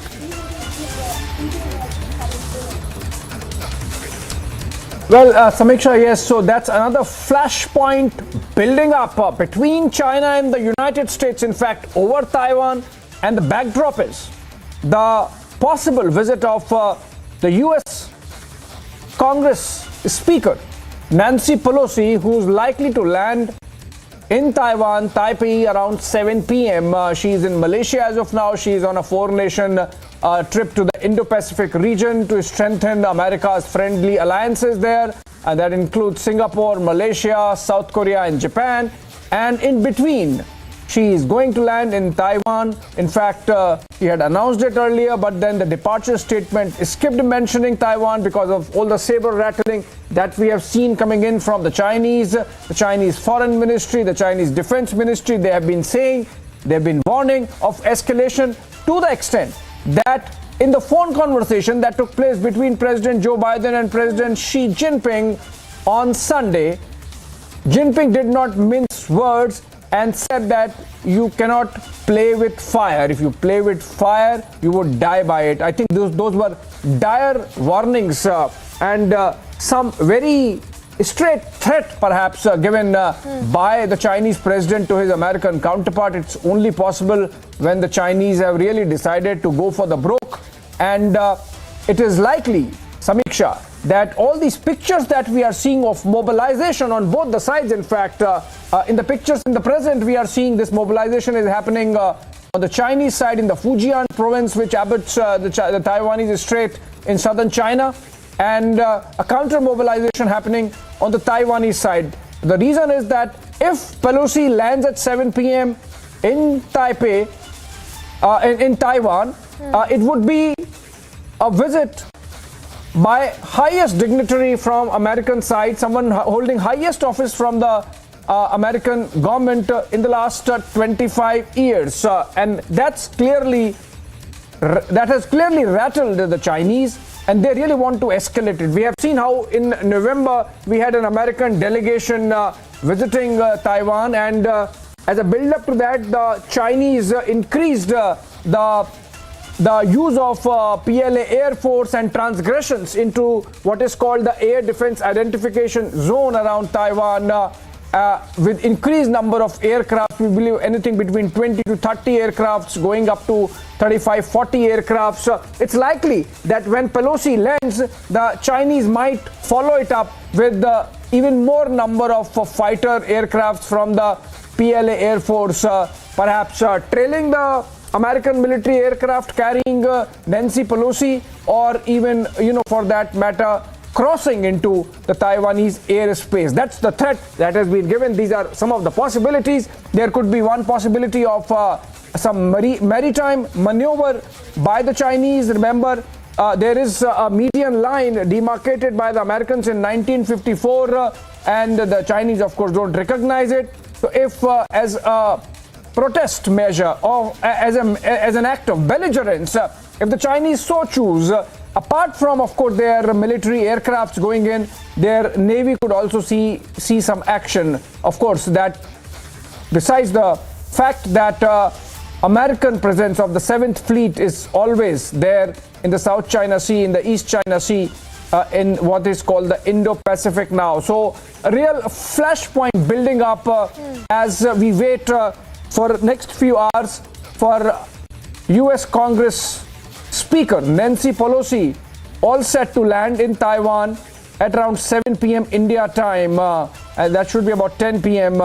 Taiwan time or Beijing time. But what is important is that these pictures that we are seeing are mobilization happening on the Chinese side. The Chinese have made it clear that they would act against this provocation, or what they see as provocation, in a befitting manner. They are going to escalate it. There have been dire warnings to a level where not just the defense ministry in Beijing or the foreign ministry in Beijing, but the likes of a spokesperson of the Chinese embassy in India, in New Delhi, tweeting and saying that China is going to escalate its response if Pelosi still goes ahead with her visit. We have seen, for example, how after initially saying that she is going to go to Taiwan, the departure statement of Nancy Pelosi skipped mentioning Taiwan. Then we saw how the flight tracking software, tracking apps stopped showing the American military plane that was carrying Nancy Pelosi, because of which during a press conference the White House spokesperson was asked whether how would the Americans know when the US speaker has landed in Taiwan, to which the response was that she's traveling in an American military plane, so obviously they would know. I think the question was in response to the Pelosi plane not showing up on flight tracking radars, flight tracking apps on social media. Now, of course, it's just a matter of hours before Nancy Pelosi lands in Taiwan. It has been announced that she would. And the game of brinkmanship really on between the two sides. This is happening in the backdrop of increased Chinese belligerence, not just in across the Taiwan Strait, but we have seen how the Chinese have conducted themselves vis-a-vis India since April-May 2020, when they made those transgressions in Ladakh and the Galwan Valley clash. We have seen how in the month of May, when the Quad Summit was happening, a joint patrol of the Russian Air Force and the Chinese Air Force made a transgression into the air defense identification zone of Korea and Japan. This even as Quad Summit was taking place in Tokyo. So then we have seen how the Chinese have conducted themselves vis-a-vis the Japanese. So far as the Senkaku Islands are concerned, Chinese have been taking on the tiny Bhutan in the Himalayas, bullying them on some land adjustment deals. We have seen them doing similarly with Nepal, even as the debt that has been caused by Chinese makes nations like Pakistan and Sri Lanka struggle. We have Major General Kocha joining us over the phone. He's live with us, in fact. General Kocha, we are seeing, he's on the phone. We are seeing a game of brinkmanship between China and the United States over the visit of Speaker Nancy Pelosi. What's your sense? How far would it go, sir? Yes, I've also been following this report since morning. what is happening is that there is some kind of provocation which the Chinese feel because they're quite sensitive to certain issues. One issue is that whenever Tibet is raised anywhere in any forum, or Dalai Lama is also being congratulated on his birthday or things like this, they are very sensitive to that. And similarly, anything which is connected with Taiwan, they are extremely sensitive to it. So this Pelosi's visit has created a kind of a situation in which they have directly warned the United States that this visit must not be carried out. Now, we have to understand that she's a Congress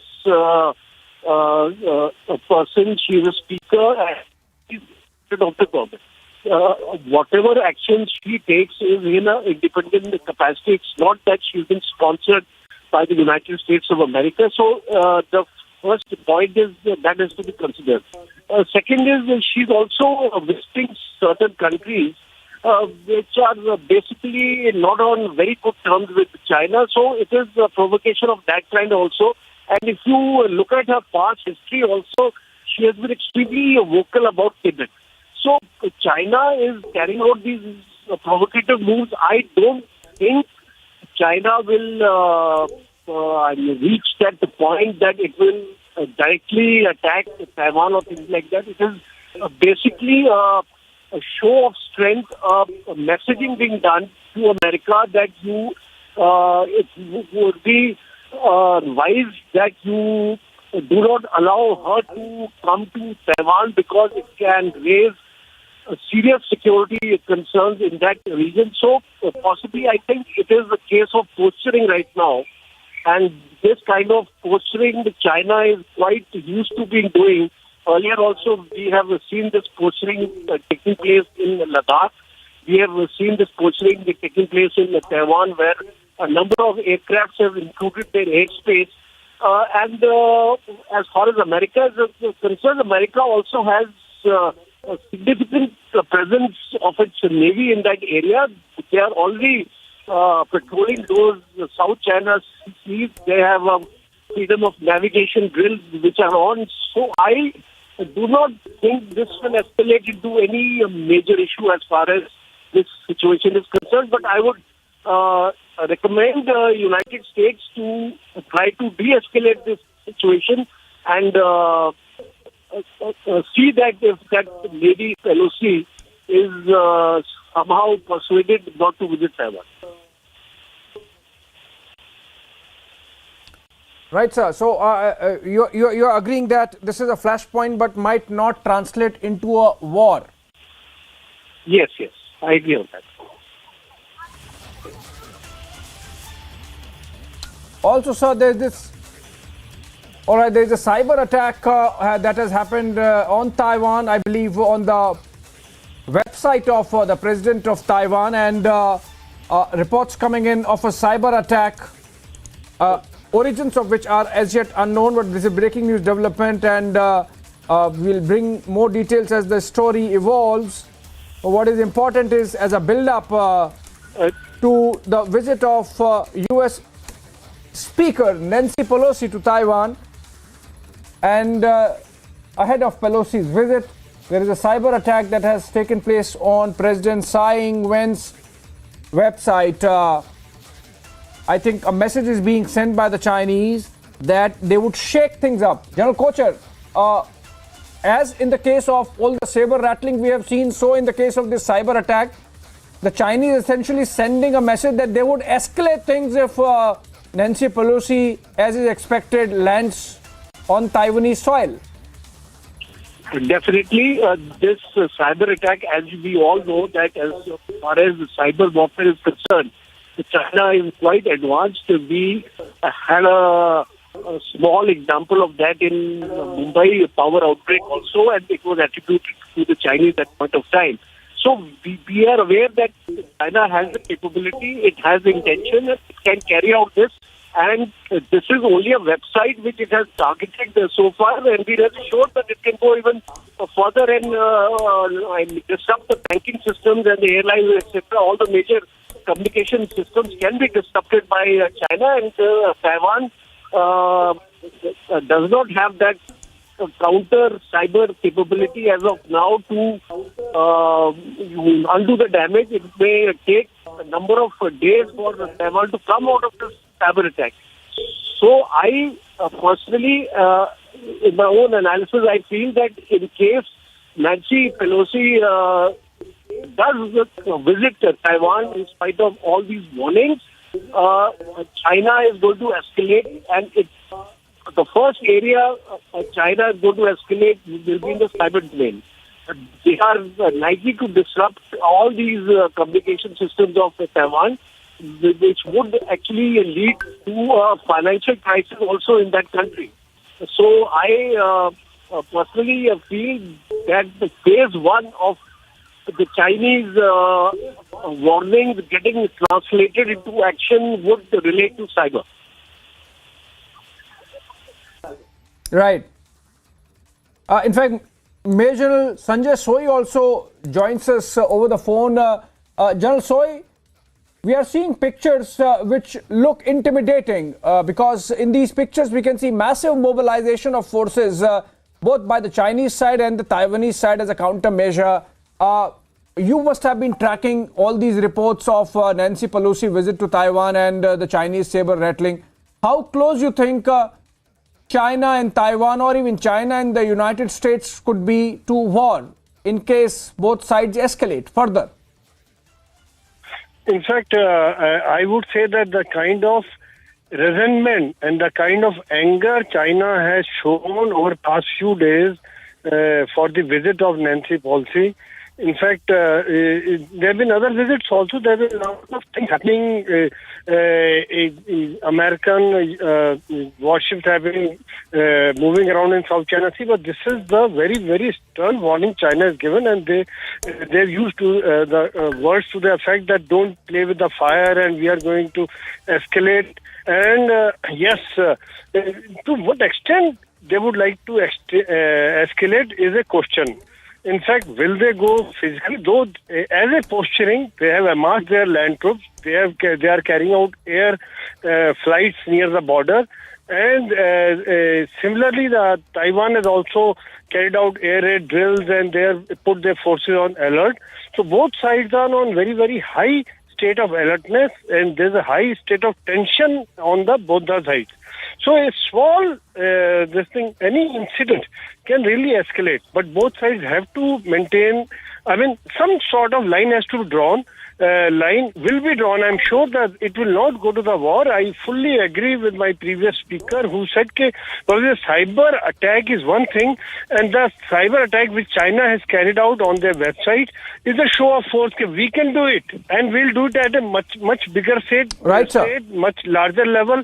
And this is one thing which is safe. But it also conveys the message to the Taiwan, we don't accept this, and you are part of us. We don't accept any interference in our internal affairs. They treat that visit by the Nancy as an interference in internal affairs. So China has been very, very strong in their words and now in actions, and they have shown their intent. But present, I'm not sure whether they would like to go for war.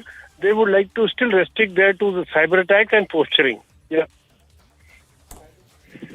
Right, sir. Thank you. Thank you so much for joining. We'll continue this conversation, sir, on the other side of the break.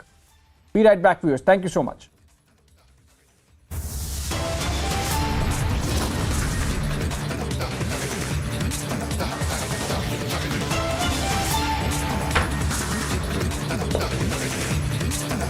All right, coming up, China on war footing as mobilization happens across the Taiwan Strait on both the sides, Chinese and the Taiwanese side. Be right back.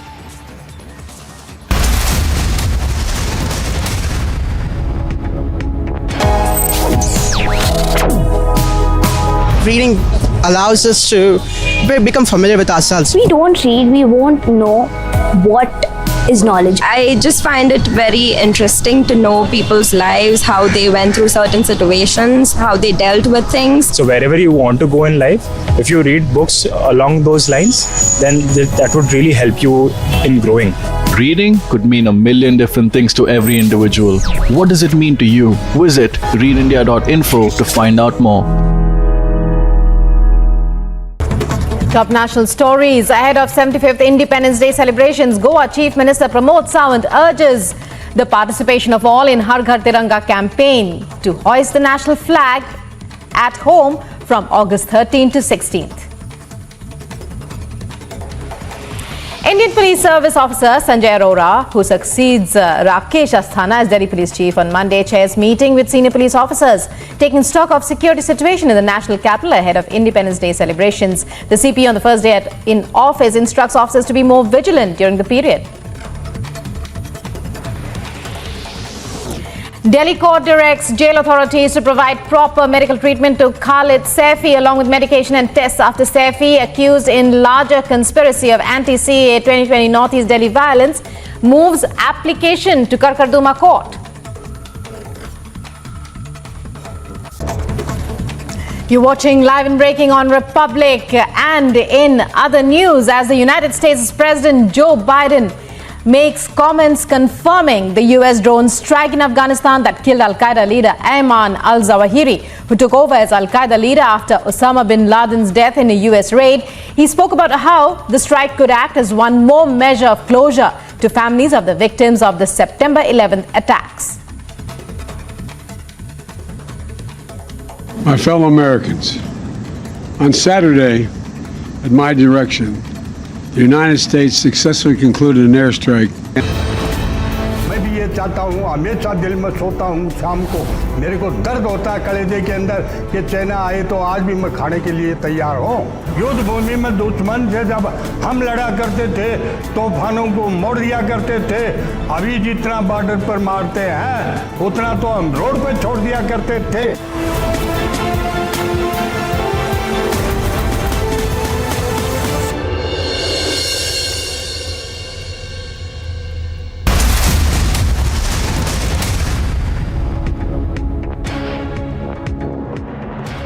All right, reports coming in. China has mobilized its military ahead of the US Speaker Nancy Pelosi's visit to Taiwan. Taiwan's presidential office has confirmed, in fact, that there has been a cyber attack against it, a typical DDoS attack. And now Taiwanese media suggests that Taiwan's outer islands have entered a state of combat readiness. So the last time this happened was during the Taiwan Strait crisis in 1996. This comes following China's warning to the United States ahead of Pelosi's visit to Taiwan. China said that US representatives' visit would amount to interference in China's internal affairs. This even as pictures come in on social media and other platforms showing massive mobilization by China in its southern Fujian province, which overlooks the Taiwan Strait. Obviously, a game of brinkmanship is on. We have seen a counter mobilization happening on the Taiwanese side, and not to forget the presence of 4 warships of the US 7th Fleet, which is based out of Japan. And now these pictures clearly suggesting that brinkmanship is on. We will take a short break again on that note, but even as we continue to bring those pictures, after the short break, mobilization on war footing by China, by Taiwan, even as US House Speaker Nancy Pelosi makes her way towards Taiwan in what China calls a provocation, an act of provocation. On the other side, be right back.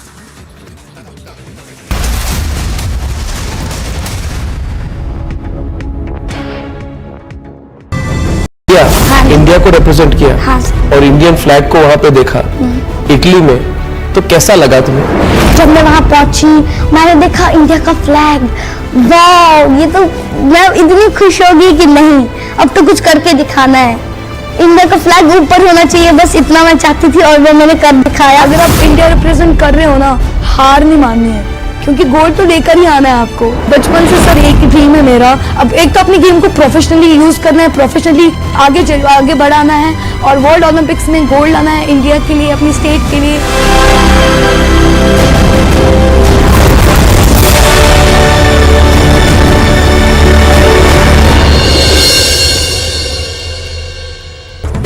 Top national stories ahead of 75th Independence Day celebrations. Goa Chief Minister Pramod Sawant urges the participation of all in Har Ghar Tiranga campaign to hoist the national flag at home from August 13 to 16th. Indian Police Service Officer Sanjay Raut, who succeeds Rakesh Asthana as Delhi Police Chief on Monday, chairs meeting with senior police officers, taking stock of security situation in the national capital ahead of Independence Day celebrations. The CP on the first day in office instructs officers to be more vigilant during the period.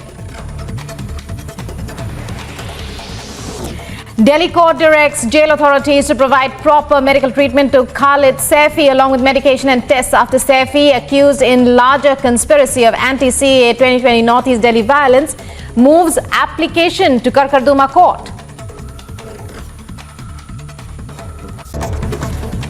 You're watching Live and Breaking on Republic. And in other news, as the United States President Joe Biden makes comments confirming the US drone strike in Afghanistan that killed Al-Qaeda leader Ayman Al-Zawahiri, who took over as Al-Qaeda leader after Osama bin Laden's death in a US raid. He spoke about how the strike could act as one more measure of closure to families of the victims of the September 11th attacks. My fellow Americans. On This Is Exclusive, we get you the property dossier. 18 properties in West Bengal connected to Orpita Mukherjee and former Education Minister Partha Chatterjee. We get you the exact details. Why exactly are these properties now under the scanner of the Enforcement Directorate? And also, we answer that big question, where did the money go?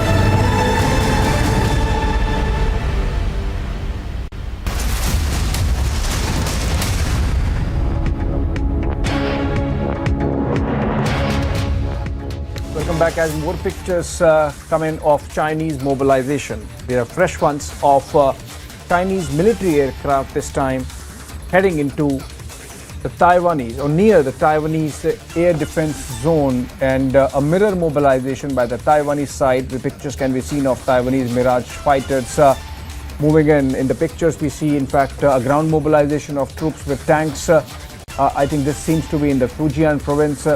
And in this case, now you see mobilization in air with the Chinese military aircraft, PLA Air Force fighters, essentially J-17s and some others, flying in air patrols and some formations. These are social media pictures indicative of the kind of mobilization that is taking place, even as reports suggest that China has announced import ban of more than 100 Taiwan firms from the food and agriculture sector.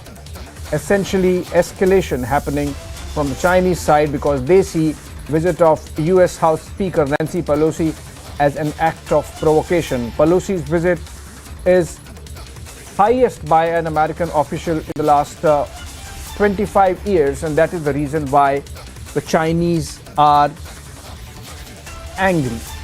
And they are really showing their anger right from their spokesperson in the Indian embassy, in the Chinese embassy in New Delhi, to the spokespersons of the ministries of foreign affairs and defense, and even the Chinese President Xi Jinping, who warned President Biden to not play with fire.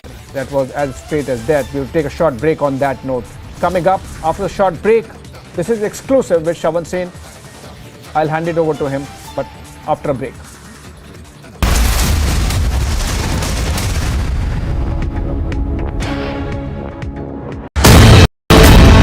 ये चाहता हूँ, हमेशा दिल में सोता हूँ शाम को, मेरे को दर्द होता है कलेजे के अंदर कि चाइना आए तो आज भी मैं खाने के लिए तैयार हूँ। युद्ध भूमि में दुश्मन से जब हम लड़ा करते थे, तूफानों को मोड़ दिया करते थे। अभी जितना बॉर्डर पर मारते हैं उतना तो हम रोड पे छोड़ दिया करते थे।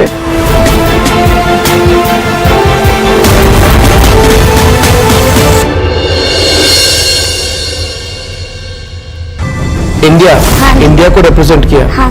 और इंडियन फ्लैग को वहाँ पे देखा इटली में, तो कैसा लगा तुम्हें? जब मैं वहाँ पहुंची, मैंने देखा इंडिया का फ्लैग, वाह, ये तो मैं इतनी खुश हो गई कि नहीं, अब तो कुछ करके दिखाना है। इंडिया का फ्लैग ऊपर होना चाहिए, बस इतना मैं चाहती थी और वो मैंने कर दिखाया। अगर आप इंडिया रिप्रेजेंट कर रहे हो ना, हार नहीं माननी है। क्योंकि गोल्ड तो लेकर ही आना है आपको। बचपन से सर एक ही ड्रीम है मेरा, अब एक तो अपनी गेम को प्रोफेशनली यूज करना है, प्रोफेशनली आगे बढ़ाना है और वर्ल्ड ओलंपिक्स में गोल्ड लाना है इंडिया के लिए, अपनी स्टेट के लिए।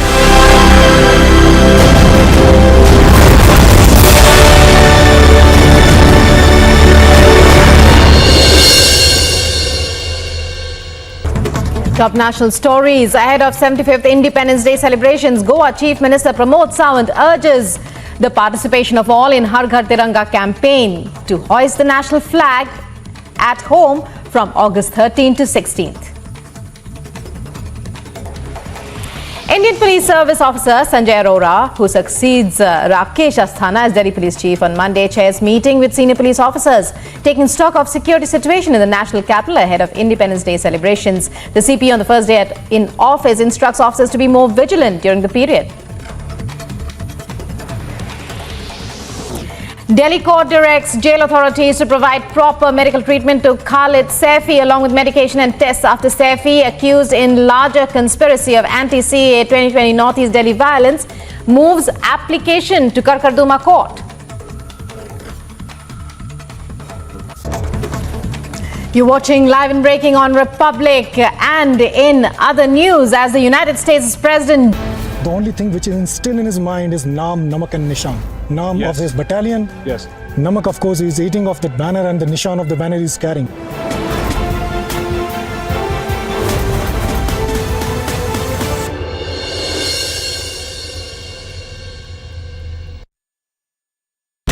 और देखिए संजय राउत को लेकर निकल चुकी है ईडी की टीम। Mr. Raut, 4 दिन की रिमांड है, 4 दिन की remand. At Jabalpur, there's been a fire at a hospital. 5 lives have been lost.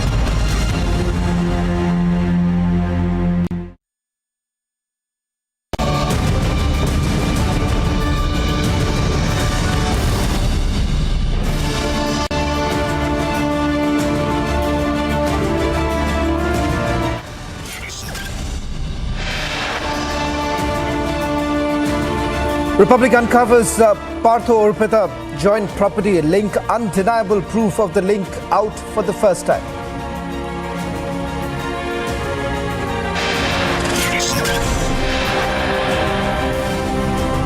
"18 properties listed, detailed and located by Republic. Exclusive documents establish Partha Orpita link."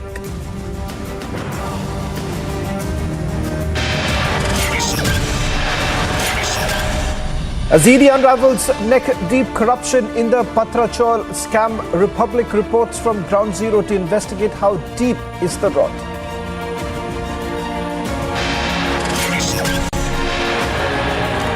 $672 displaced, 1,000 crore rupees siphoned off. Patrachal tenants speak of 14 years of hardship.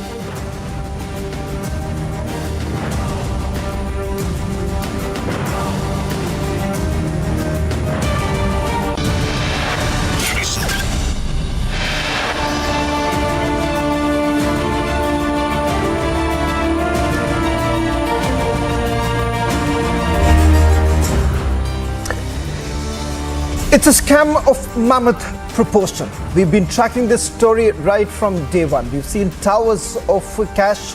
We got you the first visuals from what was recovered from inside Orpita Mukherjee's residence. But all this while, the question that was essentially being asked, what was the money being used?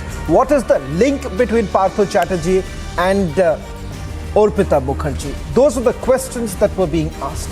Over the last few days, we've got that undeniable link. For the first time, we are getting you full details of the link between Partha Chatterjee and Orpita Mukherjee. Tonight, we are bringing you the property dossier, the properties of Orpita Mukherjee and Partha Chatterjee. But the clincher here is a joint property which makes it abundantly clear that Orpita and Partha Chatterjee were not just friends, but they were business partners. We're going to prove that. We've got images from across all the properties that we've accessed. This is the entire property dossier that has been accessed by Republic TV. 18 properties that we have gone through, but one property that I would like to specifically talk about, because that, ladies and gentlemen, brings out the details of the relationship between Partha Chatterjee and Arpita Mukherjee. For those who are asking the question that where did the money go? What was it being used for?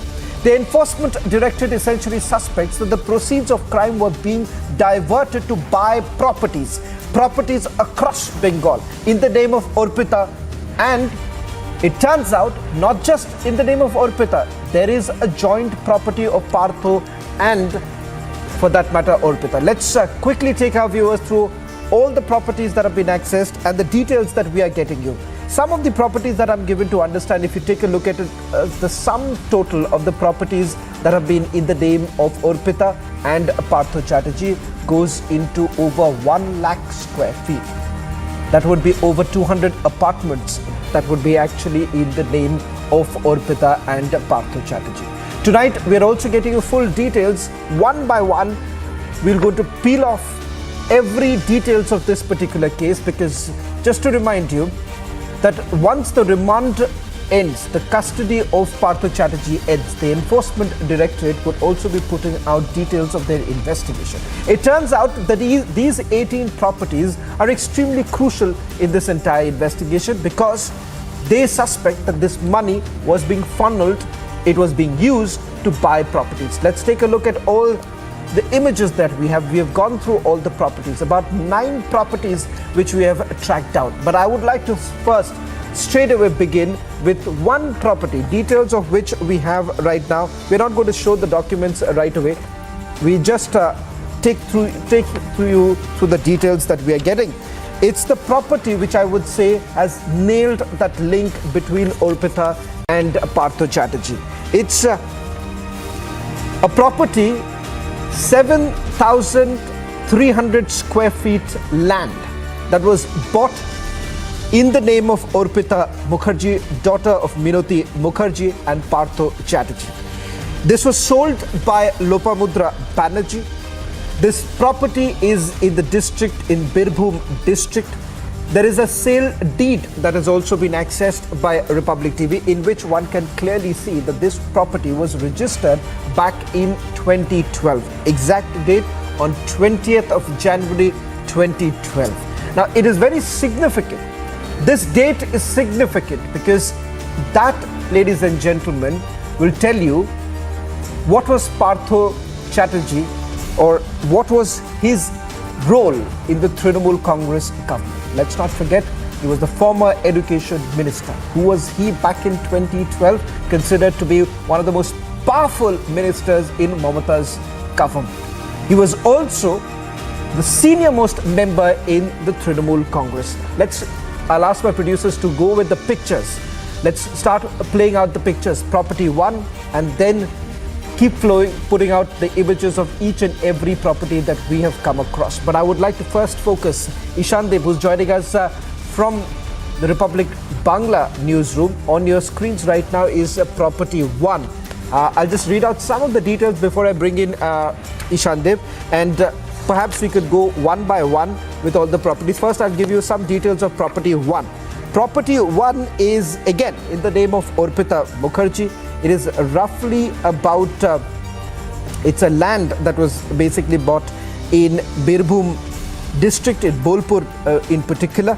Let's move to property 2 right now. Property 2, the details that we are going to bring out. Let's just move to the second property. This too is in Birbhum. This is again, as you see, it's an apartment that is once again in the name of Arpita Mukherjee, but also goes by the name of a company called Iche Entertainment Private Limited. Let's take a look at the third property. The third property that we've got right now. And this property that you see is also once again linked to Arpita. It's a flat apartment, 911 square feet. It comes with a covered garage. And once again, this is in the name of Arpita, a property bought back in 2019. Let's move to property number 4. Property number 4 is in South 24 Parganas is what I'm given to understand. This is again a 900 square feet apartment that has been registered in the name of Orpita Mukherjee. Let's move to property number 5. Let's move to the property number 5. This property is also in the name of Orpita Mukherjee. This is again, as you see right now, this is a nail studio, a studio that is in the name of Orpita Mukherjee. Let's move to property number 6. The property number 6 is also once again in the name of Orpita Mukherjee, and this is in South 24 Parganas. In fact, this is a land that has been in the name of Orpita Mukherjee. This was actually sold by a company based out of Kolkata, sold to Orpita Mukherjee back in 2012. This was on April 4th, 2012 when the property was sold. Let's move to the other property. This property too, this what you see right now is a land parcel that was bought by Orpita, bought from again a company in South 24 Parganas. Now that's the full details that we are getting you. Land plots, apartments, all of this that what you see right now on your screens that we have been able to track down. All of this indicates that large part of the proceeds of crime, they were basically being diverted to buy land, to buy apartments, which the enforcement directorate says that it's part of the proceeds of crime. For all those who were basically cheated, they lost their jobs, they did not get their jobs, even though they were the ones who were on merit. They were the ones who were supposed to get the land, they were the ones who were supposed to get the jobs, but they did not. What was happening in return? You had the former education minister who was building on his properties. Let me bring in Ishan Deb, who's joining us on this broadcast from the Republic Bangla newsroom. Now this is a joint broadcast also that we've had a short while back, a Republic Bangla sister channel which has been tracking the story very closely, on top of the story. In fact, we've got first the visuals, the towering towers of cash, and tonight we are getting you the property dossier, and I'll also explain why this property dossier becomes very crucial just ahead of Partha Chatterjee being produced before the court. Ishan Deb, you've been part of this investigation that we've put together. Take us through some of the details that you're picking up. The property dossier that has now been accessed by Republic TV has a list of 18 properties, but one property that I want to focus on is property number 13. A joint property of Partha and Orpita. It is in Birbhum district. We are given to understand that it is a land, and I'll also, while you speak on that, I'll also ask the producers to stay on that very picture, the pictures that we have now accessed. Ishan Deb, over to you.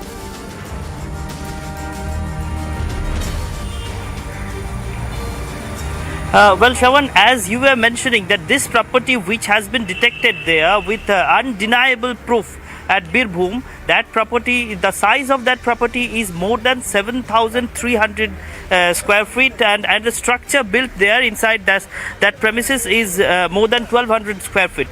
So this is a huge property, and one thing should be mentioned and one thing should be noticed here, that this property was brought in the name of this property was bought perhaps in the name of Partha Chatterjee and Orpita Mukherjee in the year 2012. That means in the year 2011 Trinamool came to power in West Bengal, and only the next year they started doing all these things, and they were buying properties in their names and in the names of their close aides, which are now coming to surface as associated with this multi-million scam. On the other hand, Shawan, I would like to let you know that I am right now I'm here in front of Shukanto Majumdar, BJP State President Shukanto Majumdar's North Avenue, New Delhi bungalow, and we are here at New Delhi at North Avenue right now because we are keeping a close watch here at New Delhi, because the BJP's West Bengal leadership are amid an intense movement here in Delhi. There have been intense activities by two topmost leaders of West Bengal BJP today in Delhi. Shukanta Majumdar himself is here in Delhi, and Shubhendu Adhikari, the leader of opposition, he is also in Delhi. Shubhendu Adhikari met Amit Shah. He had a long meeting, 45-minute long meeting with Amit Shah. Shukanta Majumdar after that met JP Nadda. Shubhendu Adhikari also met JP Nadda, and after that both of them faced the media, and they have said that among many other matters they have mentioned this multi-million scam in West Bengal allegedly, which is coming to surface. About this multi-million scam, the central government, the central leadership of BJP should take steps. The central government and the central agencies should not let it go like all other investigations which are not coming to an end. This should go to an end, and this will be the final nail in TMC's coffin. Actually, at least the BJP leadership, top leaderships of West Bengal, they are saying so.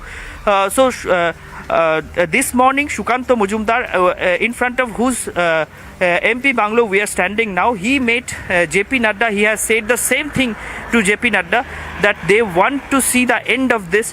Shubhendu Adhikari, he has met Amit Shah and JP Nadda both. I just want to stick right now. He has also said that among many other matters. Ishandev, I just want to stick to right now the details that we are getting in terms of the property.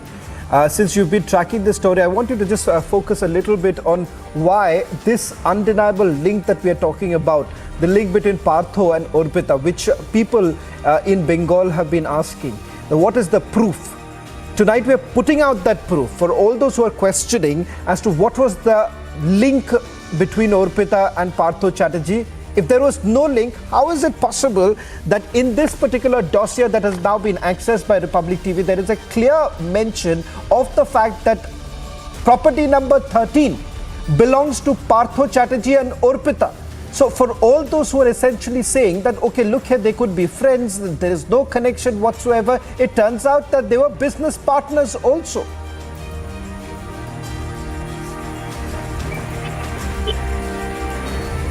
Exactly so, Shravan, because as you are saying that there are undeniable links have been found regarding this this connection or nexus between Arpita Mukherjee and Partha Chatterjee.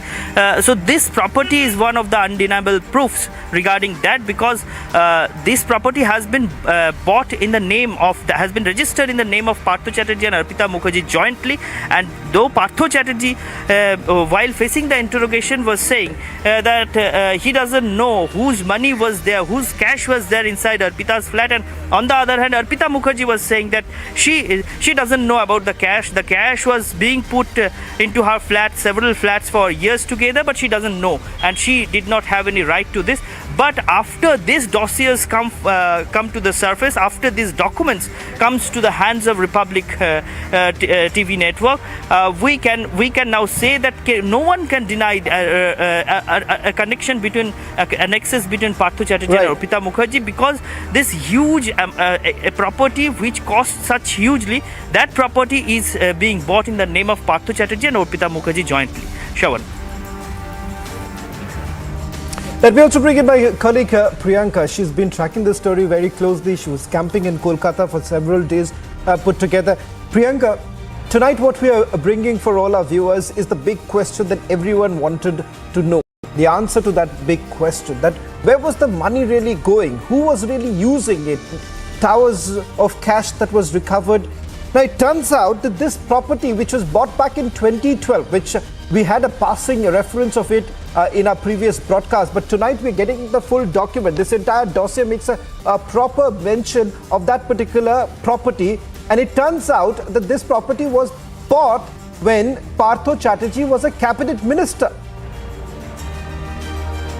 Well, Shravan, let me put this simply. You know, the documents that you have really accessed from Republic Media Network, the documents that you are talking about right now, is really a clincher when it comes to the kind of links that the agencies have been trying to prove between Arpita Mukherjee and Partha Chatterjee. Remember, Shravan, I remember having this conversation as well during the time that the enforcement directorate had also filed for the remand of Partha Chatterjee the very first time, in which they had also talked about how they have documents to prove that there were links between Partha Chatterjee and Arpita Mukherjee. In fact, both of them, both the accused in this entire scandal, have been in close communication, that there were digital evidences to that point, and also that there was a property document that the enforcement directorate had gotten hold of. So that had been, they had claimed that both Arpita Mukherjee and Partha Chatterjee were the undersigned, they were the owners of a particular property, and that there were financial transactions that the enforcement directorate has also uncovered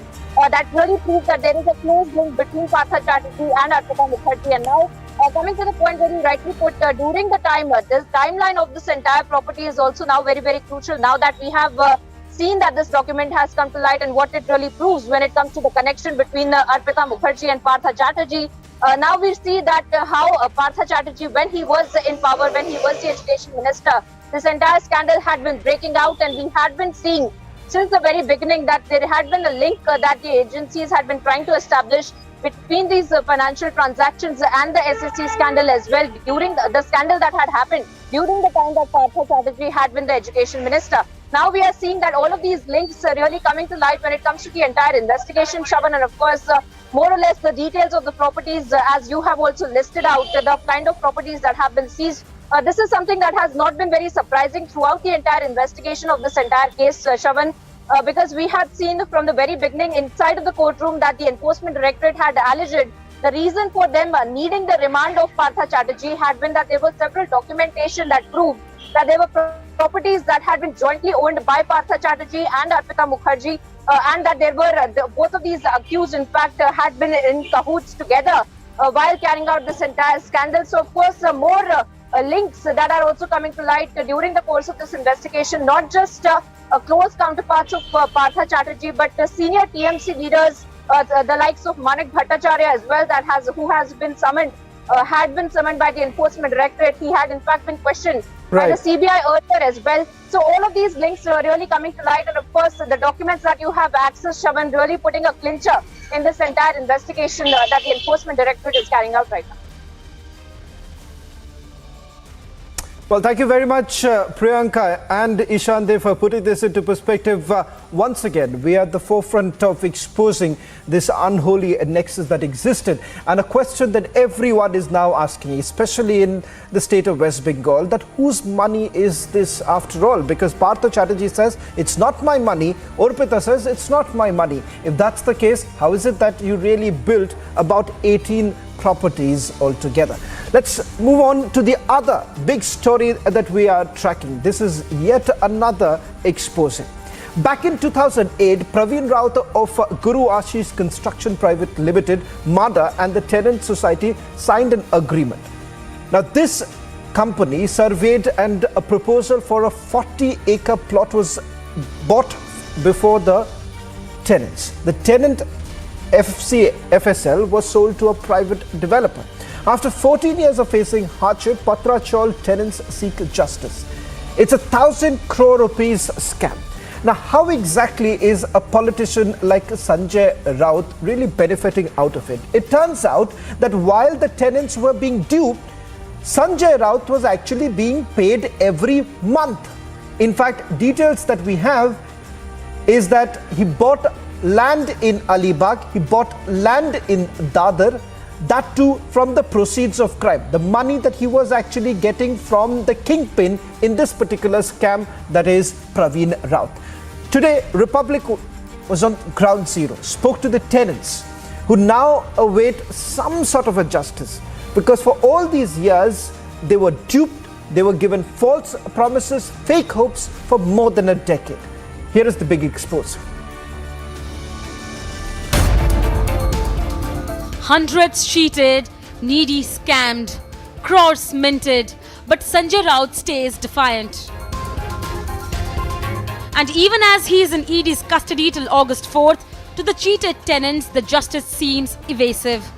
पूरा काम जो मतलब second agreement जब भी खत्म हुआ renewal, पूरा काम खत्म बंद पड़ गया और 16-17 तक सारे टेनेंट को जो भाड़ा मिल रहा था वो भी बंद हो गया। उसके बाद में फिर यहाँ के जो लोग थे वो विस्तार फिरना चालू, क्योंकि भाड़ा नहीं मिला तो गोरेगांव में रह नहीं सकते, तो कोई गांव चले गए। बाद में लॉकडाउन आया तो कई फैमिली ऐसी कि अभी भी गांव में रह रही है, क्योंकि मुंबई में आके रहना उनको नहीं पड़ रहा है, क्योंकि भाड़ा नहीं ना मिलने की वजह से वो लोग घर भी नहीं चला सकते और अपने खर्चे भी नहीं कर सकते। कोई लोग तो ऐसे हैं कि बच्चों की पढ़ाई नहीं कर पा रहे, बीमारी आए तो उसका प्रॉपर से इलाज नहीं कर पा रहे, यहाँ भाड़ा नहीं पड़ता तो लोग यहाँ से आउट ऑफ मुंबई मतलब विरार, वैसे डोंबिवली, भाईंदर, इससे लंबे लंबे जगह पे गए। इसका कारण ही यही है कि घर मिलने की जो आशा थी उनकी खत्म हो गई थी। And as the 1,000 crore rupees Patra Chawl scams unravels, Republic continues to report from ground zero, talking to the Chawl dwellers. Republic is reporting from this exact Patra Chawl location. This is the same location which was brought in the project that was brought in 2008, where Guru Ashish Constructions Private Limited, Mahada and the Tenants Society, there was an agreement between the three, and it has been allotted because this land is something of 47 acres land. But the project that was came in, that was around 40 acres project that was promised to the Tenant Society. It was said that at initial that there will be 3 portions of this land. The one portion that will be taken by Mahada, the other portion that will be taken by Guru Ashish Construction Private Limited, and the third portion will be given to the tenants. If you can give me information, what project and what proposal with Mahada and Guru Ashish Construction Private Limited has come to the Tenant Society? We were offered 650 plus 117 dry balcony area in 2008, and in 2011 again the area increased to 40 to 47 acres of land. Then they said we will give you some compensation money for furniture and all those things. That was settled between our society members, old society. Now we are the new elected society members. So we were just fighting for our home and our rent. For the last 5 years, we have not received a single rupee rent from our builder because rent was given earlier. From before 2017, we were getting the rent, but after that, we have not been getting a rent single rupee. We were getting 40,000 rupees rent for each tenant, and that time we were all 672 tenants. Now we are just 550 to 580 tenants. किन किन agreement के साथ आप लोगों के सामने आए थे, क्या क्या बताया गया था, क्या क्या दिया जाएगा? नहीं, देखिए ऐसा है कि ट्राई पार्टी एग्रीमेंट था। ट्राई पार्टी एग्रीमेंट में बिल्डर, सोसाइटी और टेनेंट, म्हाड़ा सोसाइटी और बिल्डर था। अब इसमें कैसा हो गया कि जब भी ये हमारा जो रिहैब का ये जब तक कंप्लीट नहीं होगा तब तक बाजू में जो प्राइवेट बिल्डर के मकान बने उनको ओसी मिलेगी नहीं, बराबर है। और इस बेस पे हमको कहा गया था कि 3 साल के अंदर आपको मकान मिलेगा, और उस टाइम से शुरुआत में भाड़ा भी शुरू हुआ था, अच्छी तरह से भाड़ा मिल रहा था। बाद में जब ये पता चला कि ये सब पूरा प्रोजेक्ट भेज दिया गया है, सामने वाले गुरु आशीष बिल्डर ने पैसा देना बंद कर दिया, और बाद में HDL आए। HDL ने भी उसमें दीवान, आपको तो पता ही होगा, उन्होंने पूरा प्रोजेक्ट का वाट लगा दिया, सत्यानाश कर दिया। वाट लगाना बोलने से क्योंकि क्या हो गया कि सफ़र हम लोग हो रहे हैं, आज पैसा कहाँ से लाए, आज बच्चे लोग पढ़ रहे हैं, बहुत से लोग जो यहाँ से मुंबई छोड़ के चले गए, और कितने लोग, 1-2 जन ने तो सुसाइड भी किया। मैडम आपको क्या बताऊँ, बहुत बुरी हाल है, कोई देखने को नहीं आ रहा है। आज जब संजय राउत जी का नाम आ रहा है तब सब न्यूज़ चैनल आ रहे हैं हमारे पास हमको पूछने के लिए। हमारी एक ही मांग है, हम इतना ही कहना चाहते हैं कि भाई हमको हमारा भाड़ा और हमारा घर, अभी से भाड़ा 40,000 रुपये भाड़ा देने का पहले आश्वासन किया था, अब 18,000 रुपये हम लोग नहीं तैयार नहीं है। 1 मार्च से भाड़ा मिलना, तभी तक भाड़ा मिला नहीं है। काम शुरू किया करके बता रहे, देखिए अभी आपको दिख ही रहा है कहाँ क्या 10% भी नहीं काम शुरू हुआ है। This was one of the tenant who was actually expecting a flat from our developers that was actually promised as it's a tri-party agreement that was made in 2008, but still it's 14 years and they're still waiting that with the new developers, the constructor who has already been appointed could build a flat or could build a building, and a flat will be given to those 672, whereas there are some of the tenants who has actually left the city as mentioned by the tenants here, but there are many of those who are still waiting that they will still get a flat which was promised 14 years back ago. The arrogance of the mighty persists. ED ने उनके 8 दिन की PC मांगी थी, लेकिन आज 8 दिन की पीसी न देते हुए न्यायालय ने उनको 3 दिन की पीसी दी है। 4 तारीख को संजय राउत साहब को फिर एक बार कोर्ट के हाजिर करेंगे, और हमें पूरा विश्वास है कि न्याय व्यवस्था परफेक्ट न्याय हमें देगी और संजय राउत को जल्दी ही बाहर आ जाएंगे। But the fact cannot be denied that many were cheated with false hope of better lives, and they seek justice. Bureau Report, Republic TV. Let me bring in my colleagues Alisha Dyer and Sandeep Singh, who's joining us on this broadcast. Alisha, I'll come to you first. You've spoken to the tenants. They've been duped. It turns out that Sanjay Raut, the role that he has essentially played, Praveen Raut has used his name to influence, to get certain permissions. What more can you tell us? A quick answer, Alisha. I'm running out of time. I'll also bring in Sandeep for a quick answer from him in terms of the investigation. Well, yeah, Shravan, as we visited to the main location and the tenants are still hoping that they are going to get their home back.